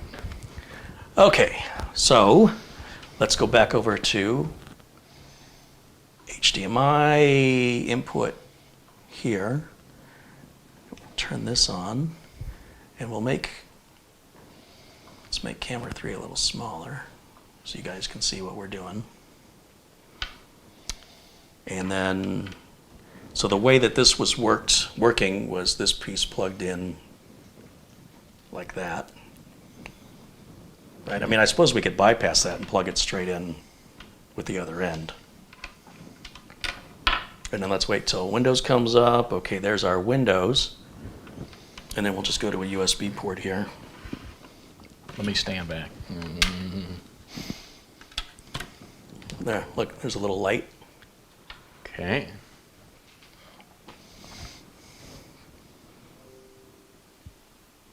It recognizes it. Oh yeah, it's a flash drive, but it's not 2 terabytes. Yeah. You know how many chips you would need? How many storage chips you would have to have 2 terabytes? I mean, why do you think this is so big? It's all chips that make up 2 terabytes. Okay. With just that one chip, let's take a look here. So like if you bought this and you'd say, hey, that looks real, and you copy some files to it, you'd say, well, it's slow, but until you reach a certain point that it's its true capacity, then it will fail. So let's take a look here. Let me go full screen on my side so we can get a better view. And I'm going to download the H2 Test W software, which means I have to plug in the internet. So let me step around for a second. Oh wait, are we hooked up on Wi-Fi? Maybe it's, yeah, that's fine. I did that for nothing. Let's go to the internet. Got to use the right mouse, carry. And then we'll just search for H. Keep using everything's wrong. H2 Test W. That's what we want right there, the first link. We're going to download it.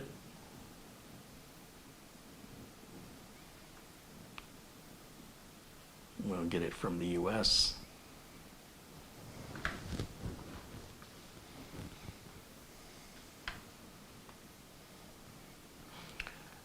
And then we'll open the file, extract it. Extract all, puts it in the downloads folder.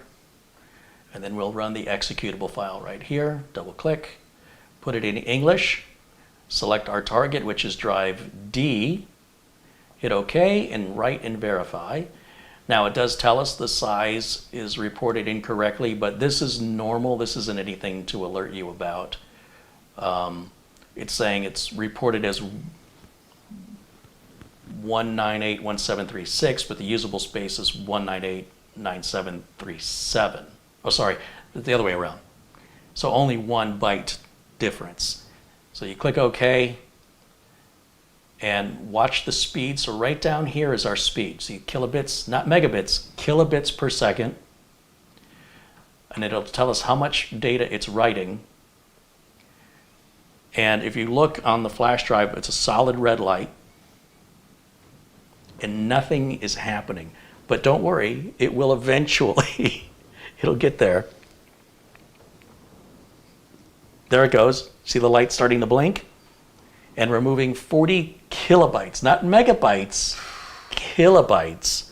So it's just going to write 1 megabyte. It's already taken 25 seconds. And based on the amount of time it's taking, it's estimating this is only going to take 13,802 hours to fill up, if it were real.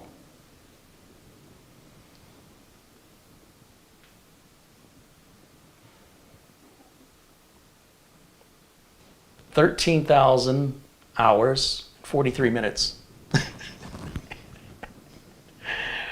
But it is working, all right? And it will continue to work for a certain amount of time until it, like for me, it just randomly disconnected. Can we get another close-up on the flash drive? And I want to make that a little bigger so everybody can see. So, I mean, it's working, if you call that working. So I guess the seller is hoping that you won't copy that much data to it and you'll just think, well, it's just slow. But that's beyond slow. The measurement should be in megabytes per second, not in kilobytes per second.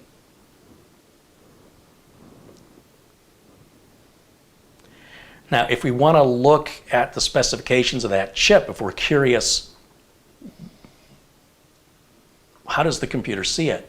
We can go to the My Computer or this PC up here and double click on that, and then right click and go to Properties, and you'll see here under Tools, no, under Hardware, Carrie, it says it sees a general UDisk USB device. Mm-hmm. We go to the properties of that.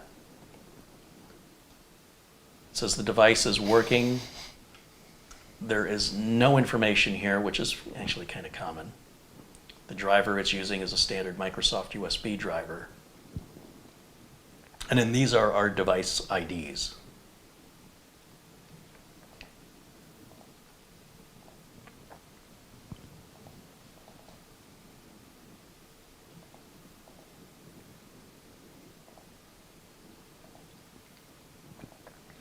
Now, based on what we're seeing, you see it's reporting 1.88 terabyte free. But it's not physically possible to put 1.88 terabytes on one chip like that. Maybe you can at MIT or some research facility, but we're still moving data at 45.1 kilobits a second. We've only moved 8 megabytes and it's taken over 3 minutes. Now, if this was a floppy disk, of course, a floppy disk only holds 1.44 megabyte. A floppy disk would, this is still sort of fast compared to a floppy disk, but maybe not. That's about as phony as you get. But look at the trouble they went to trick you, right? Yeah. Somebody had to cut these wires, solder them. They had to pay for the connector. They had to pay for the flash drive. They had to pay for the housing, and they had to pay the labor to also buy the hot melt glue and the hot melt glue gun and train somebody how to do it and test it. And then the instructions claim it's a mechanical drive. Let's see if we can get that a little closer here. We'll go full screen.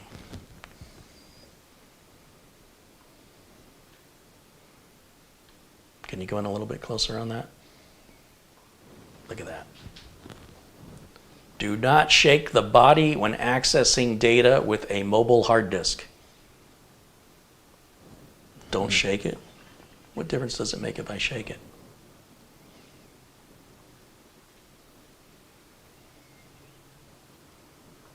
Those are the only instructions you get. Pretty vague. Mm-hmm.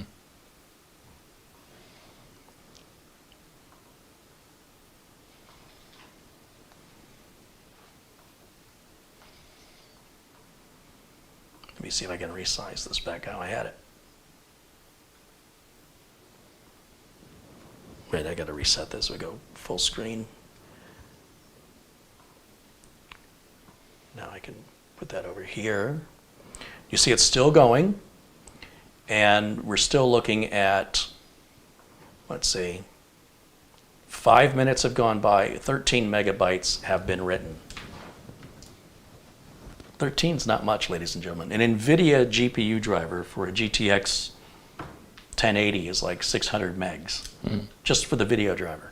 Heck, even Intel's built-in GPU is like 500 or 600 megs of video driver. So to give you some idea of how, sorry, I'm in this camera. To give you some idea of just how little bit of data it's copying. So that's $39.99, and it's pretending to be 2 terabytes. What they've done is they've altered the firmware of the device to falsely report its size. They could make that any number they wanted. They could say it's a 1.21 gigawatts. Mm-hmm. Or an entire Google, G-O-O-G-O-L. Look it up. There's nothing that stops them from doing that. So they think if we make this somewhat believable with a crazy low price, these dumb Americans will buy it. So I bought it because I was curious. But you know what? I guess I can't return it now. I should return it just like that. That's what I should do. But instead, I think the more effective thing will be to edit this part of the video, and I'll make it an Amazon review. Right. And then I will attach it to that product so as to warn other people. Yep. But this will eventually fail. It might take a while. When I look at my screenshots, I've already done this test, and I took screenshots of the final failures. I can see how long it took, but it's very, very slow. AC's Drafting contributes $20 and says, hey, that's super fast. Well, I appreciate you guys have paid for this experiment because I really didn't want to waste $45, but easy come, easy go. Find me in Hawaii with $4.99. Thank you for that and all your support. And who else do we have in there? Louise was asking, is it carrie@carrieholzman.com? Yes, Louise, that's the correct email address. And let me check my emails to see if I've missed any contributions sent through PayPal. Is that warming you up?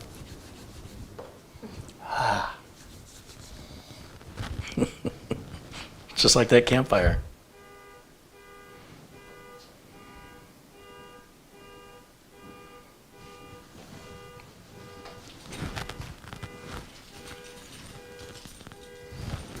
Maddie has sent $5.40.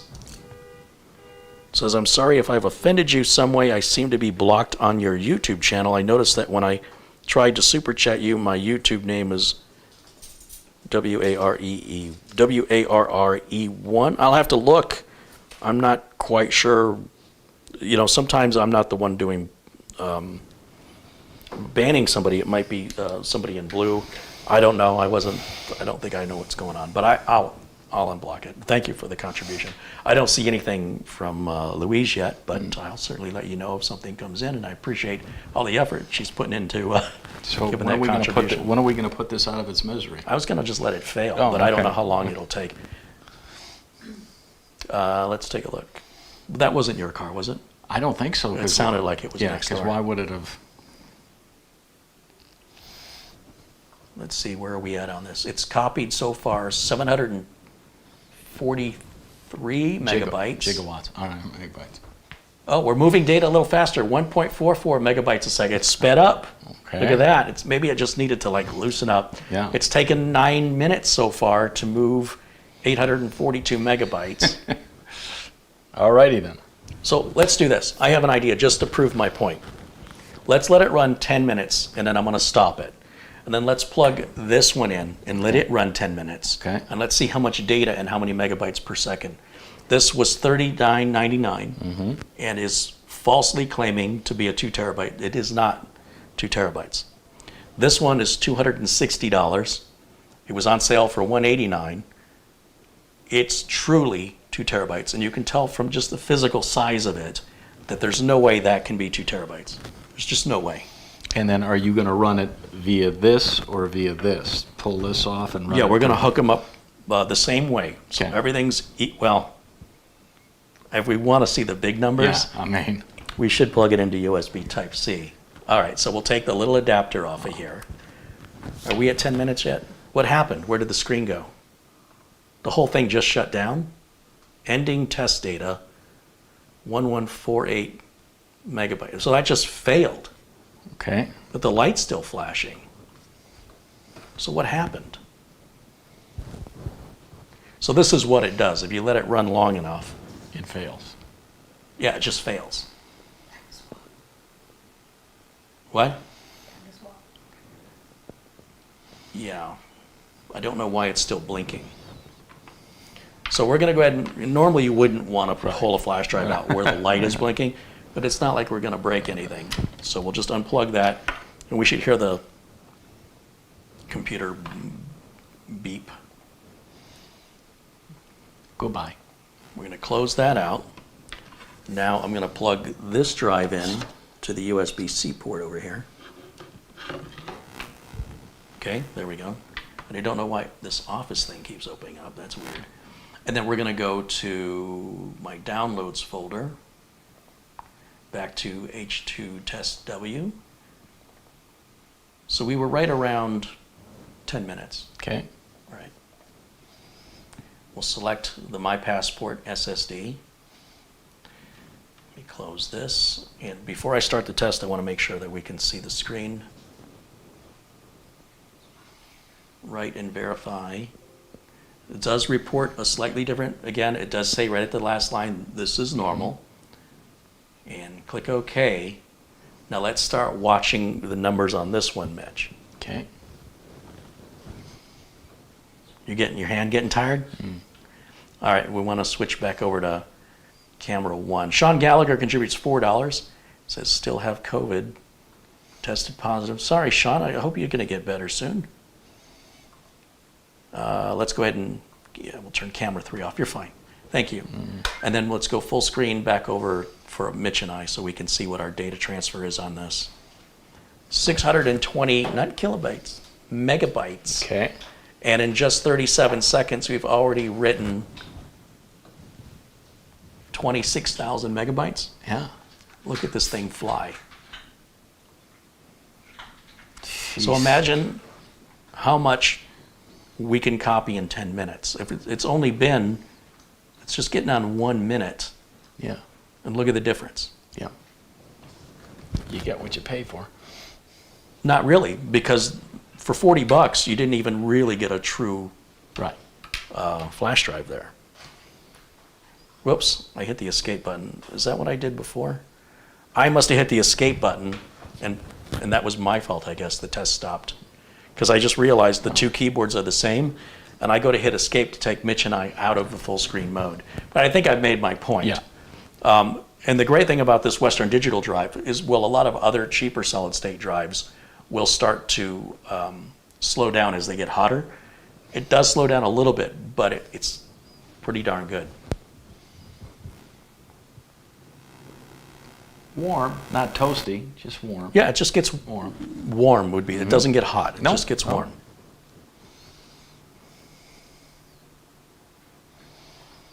Randall Hill said it was full at 2 megabyte instead of 2 terabyte. So I don't think it was full. I think I hit the escape key and I accidentally aborted it. But I do have the results on the other computer of screenshots of the finished screens, but it did cancel out. It didn't say it ran out of space. It just disconnected. You could actually hear the USB disconnect. So whatever this is, it's not good. And maybe a little research, if anybody can get, freeze framed and knows what these chips are, can tell us what this was originally before they took it out of its case. I'd be very curious to know what that was.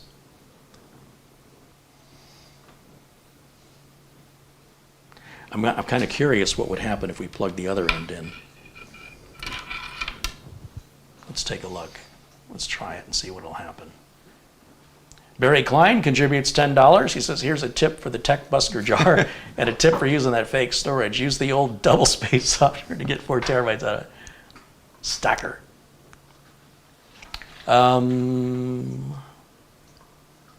Where is... All right, we'll go back to this HDMI input here. And once again, I'm still, let me go full screen for Mitch and I so we can see what we're doing. So I don't know if the drive is still writing, so let me see if I can eject it. Okay, that's good. We'll unplug the Western Digital, and we will plug, let's see, we'll go back to camera 1 again. I'm going to plug this into USB this way.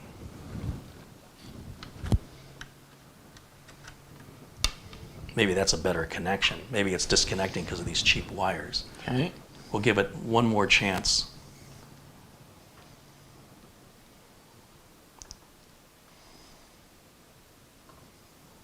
So these are the files that were written by the H2 test W. These are the test files. Okay. So we're going to delete these. Ugh, it's going to take forever to delete them.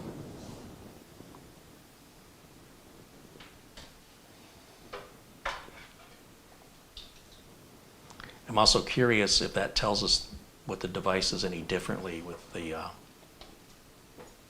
hardware identification, since we only had 4 wires hooked up to it. No, it still says the same thing.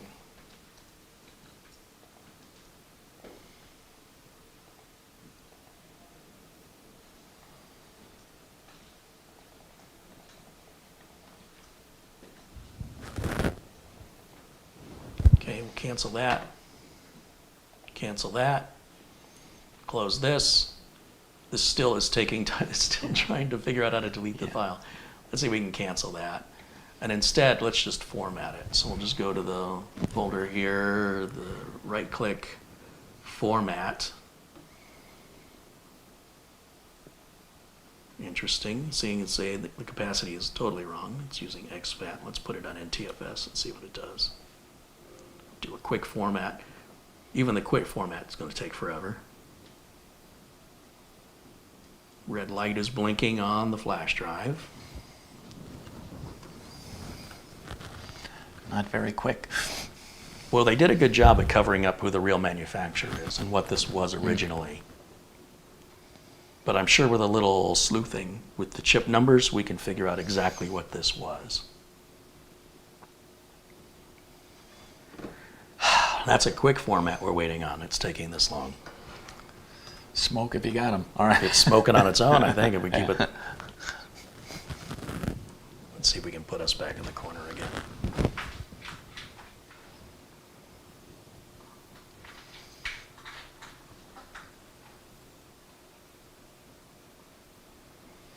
You can see the light blinking there. Yeah.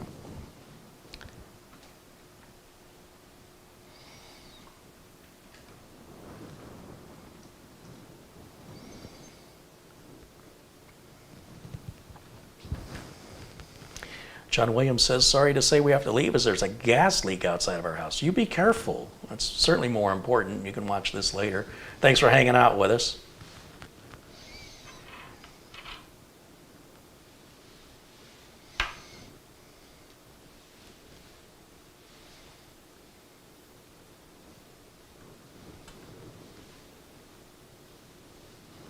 It's still formatting.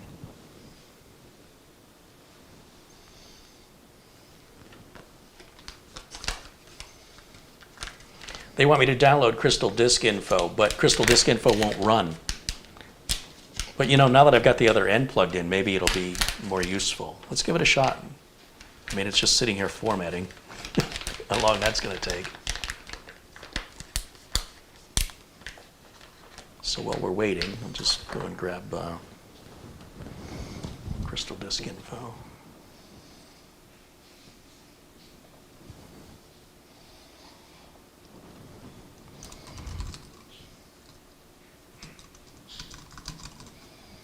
Yeah, it'll correct it. I don't need to fix it. Download. Crystal disk info, that's the one I want. The zip file.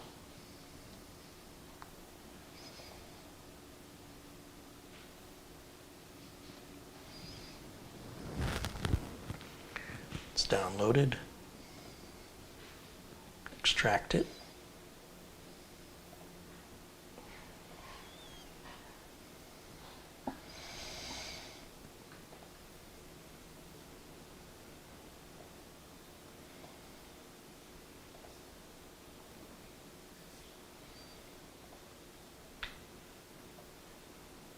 Thing is still going. That ain't right. That's a quick format that's taking that long.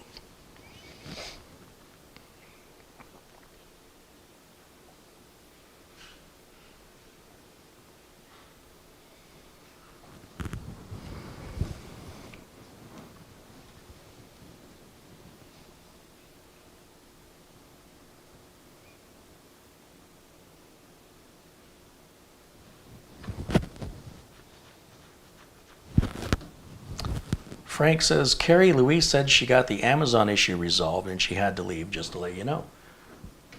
Well, usually I get an Amazon notification. And there isn't one.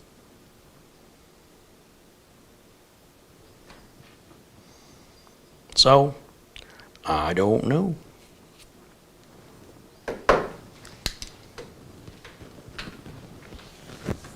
I don't know if this thing's ever going to format. Now, I did format it before, and I know it did take a little while, but I don't remember it taking this long.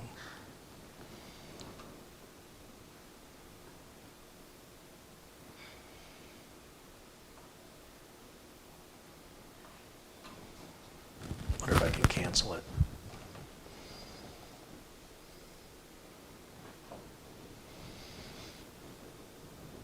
Not responding. What a shock.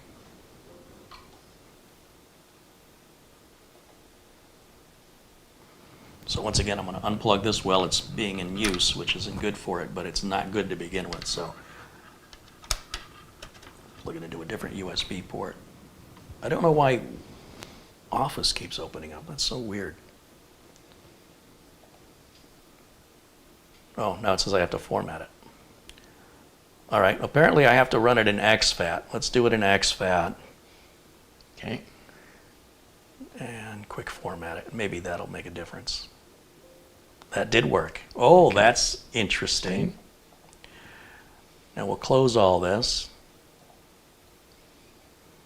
And now we'll open Crystal Disk Info. I can't wait to see these speeds. So we'll go over to... Not the Samsung. It doesn't even show a D drive. Oh. Hold on a minute. What happened?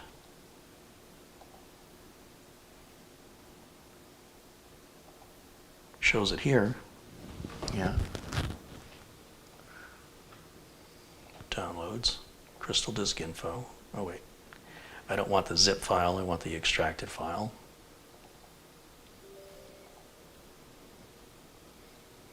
Just shows C, doesn't show D. Mm. What happens if I unplug it? And replug it in now that it's formatted. Yeah.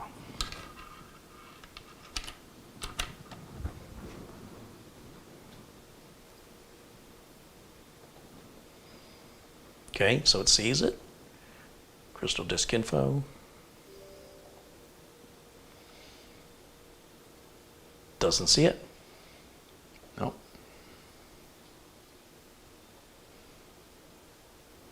Just isn't there. So it wasn't Crystal Disk Info I was using, it was Crystal Disk Mark.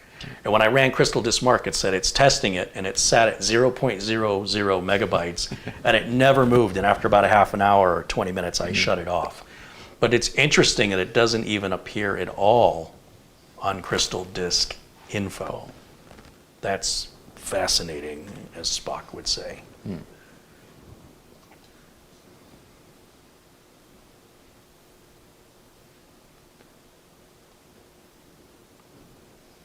They want me to clean it with disk part. All right, we'll take this a little longer. We got a couple minutes.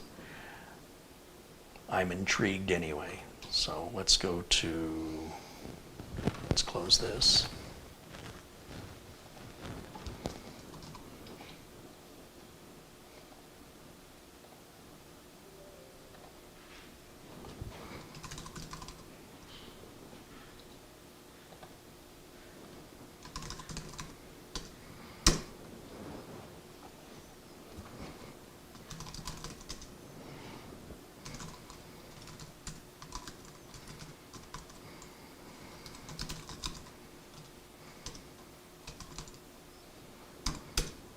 It's all clean. And if I go to right click, go to disk management, should recognize we have an uninitialized disk, which it is. GPT or MBR.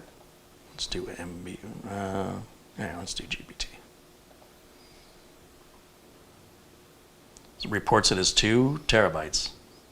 Okay. Right click, new simple volume. Next, next, next.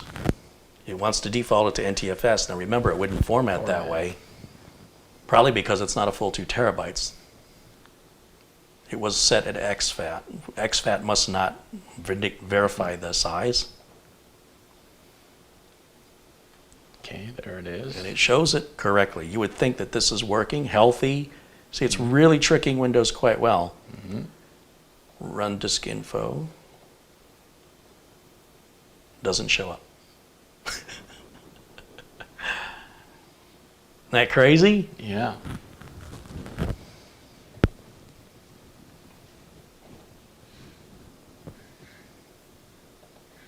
And if you try and format this in FAT32, that's where things start getting upset. So, yeah.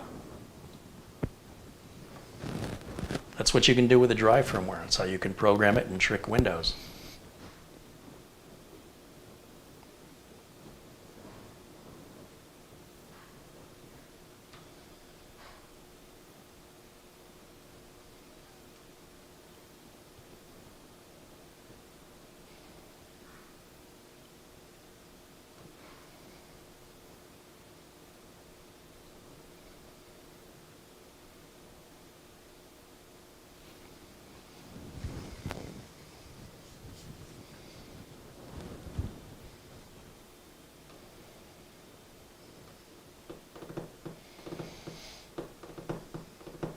Charles Brow says it's a ancient Chinese secret.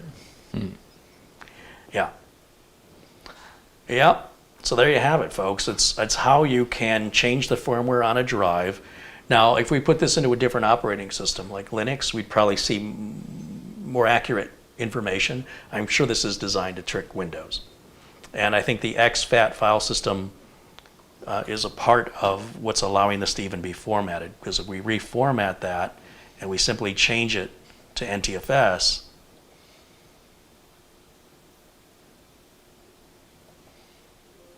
in fact, watch this. Let's do this. Let's not do a quick format. Let's do a slow format, because I'm kind of curious.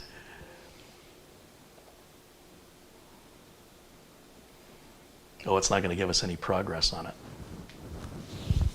I was hoping I'd see a progress meter.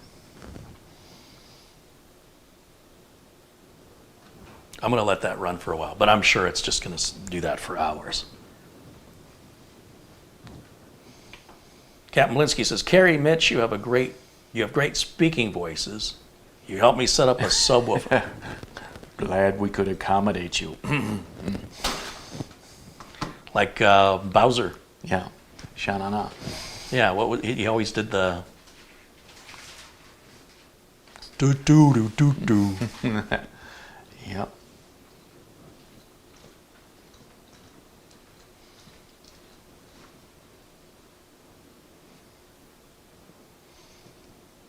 Mitch, Ruth Chris Steakhouse would be good tonight. No steak for me. I'm too old. My dentures will fly out. Just kidding.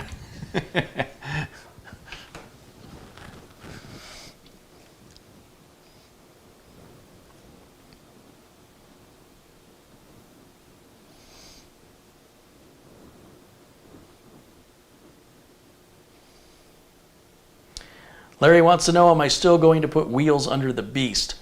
I don't think so. Once we finish with the Beast, when it gets picked up, that person will reach out to you if they want to. They might ask you if you can do something different. They have a different idea. So for right now, no, that project's been canceled because the Beast has been sold, and the owner of the Beast wants it as soon as possible, and that would delay it. And they don't necessarily want the wheels. I can't remember what they wanted now, but A kickstand. Okay. maybe. Yeah.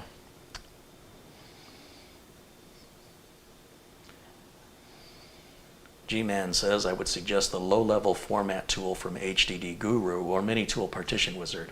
I've also used a Linux Live USB to see the true sizes of USB. Yeah, those are all great suggestions, but more than I want to get into today. It's about that time, Mitch. About that time, yeah. Yeah. So I appreciate you guys joining us on this very interesting combination of customer advocacy and a nice little cheap, easy way to build your own Intel NUC. Yeah. You want to go full screen, I don't think this is going to, format, do you? That's true. Yeah, we can go full screen.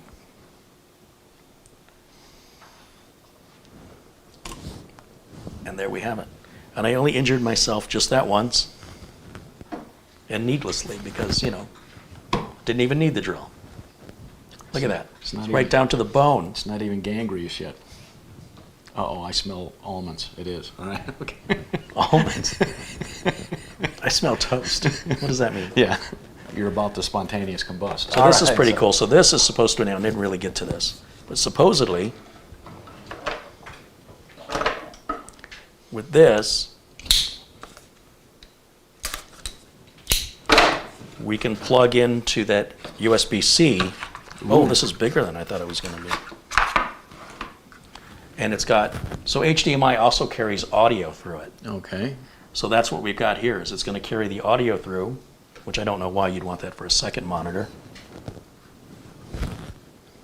What's the red port for? Input? Got another cable on there.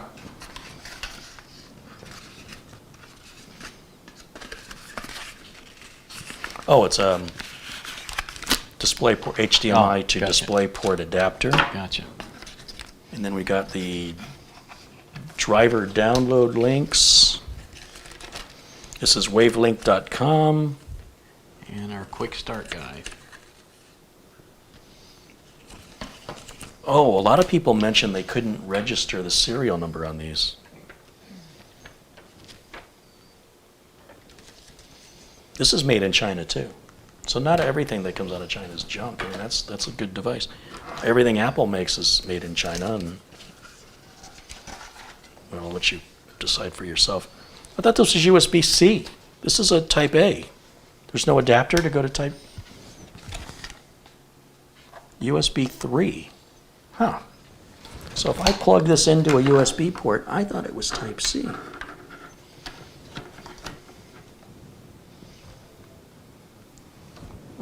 What does it say now?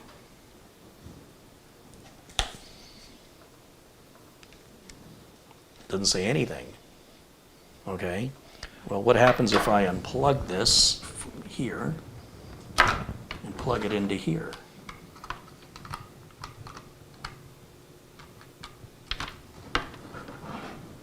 I got a green light.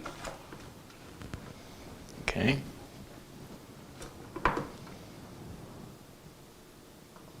It works.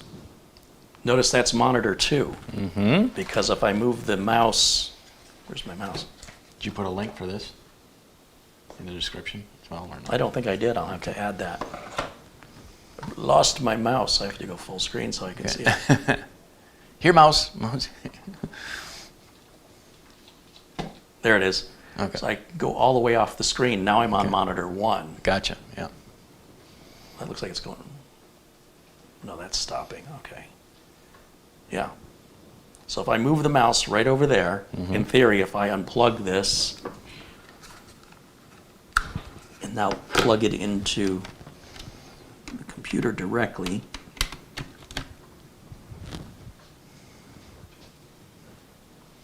nothing's happening. There it is. And yeah, there's the mouse, right? Yep. You see how it stops right there? Yeah. So I think I accidentally disconnected it somehow. Plug it back in. Take that out. Plug it in over here. See if it gives us a screen. Yep, it does. Well, I like it when things work as advertised. I've never used one of those before. For some reason, I thought it was Type-C, but that's just a regular old USB Type-A. So I don't know what requirements are needed for using that, but I guess just a USB 3 is all you need. First time I've used one. But yeah, I should make sure I add that link to the video notes here.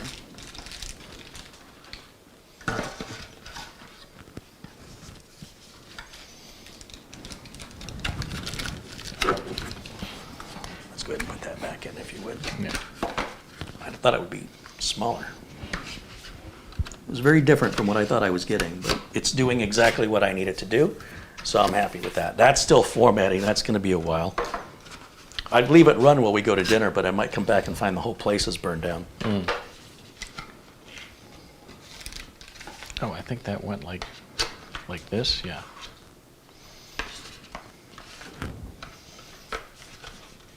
How did that go in? Not like this? Like this? Wasn't it? No, well, obviously you'd want the top facing up, and the cable would go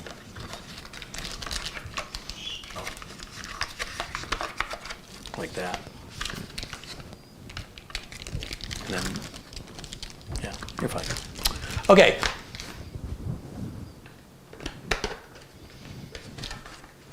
Is that an adapter or a drive? It's an adapter, but it's an intelligent adapter. It carries audio with it.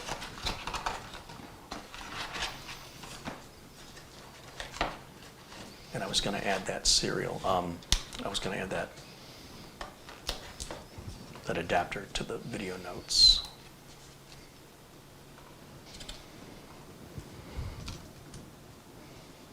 That is a Wavelink USB 3.0 to HDMI 2K. You got 3.9. Mm-hmm.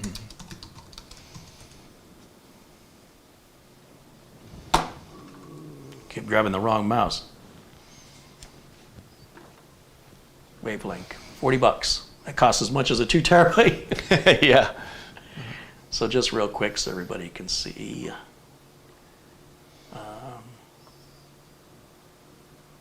Supports up to 6 monitor displays in Windows and Chrome OS. Wow. All right, let's hit edit on this.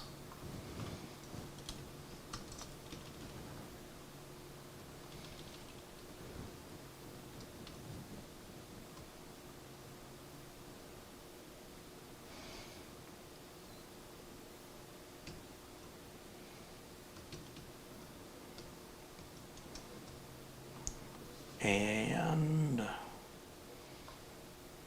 we need a link.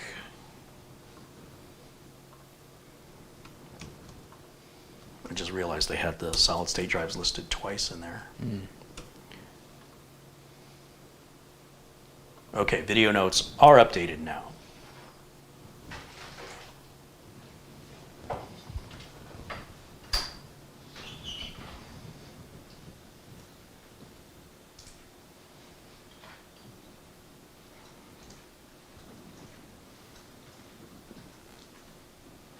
All right, guys, I guess that's going to wrap it up. I appreciate all the contributions, all the support, all my friends in blue for helping to keep it civil in there. Super shout out and thank you to Peter Laycock. Very, very generous contributions today. And, of course, all my regular contributors, Luke Greenia and John Jack Wilson. And Thanks for hanging with us today. Have a good weekend. And as always, if you can't be good, be safe. Can't be good, be careful. Be careful. If you're not in bed by 10, come home. Again, AC's Drafting, Sean Gallagher, Barry Klein, Find Me in Hawaii, Stan Ristoff, Patrick Rissoff. Thanks all you guys for, again, your support, your kindness. And we'll look forward to seeing you all again here, ideally on Monday if things go well. Okay. And until then, Bye for now. you're going to leave the light on for us? Yes. He's going to leave the light on for you.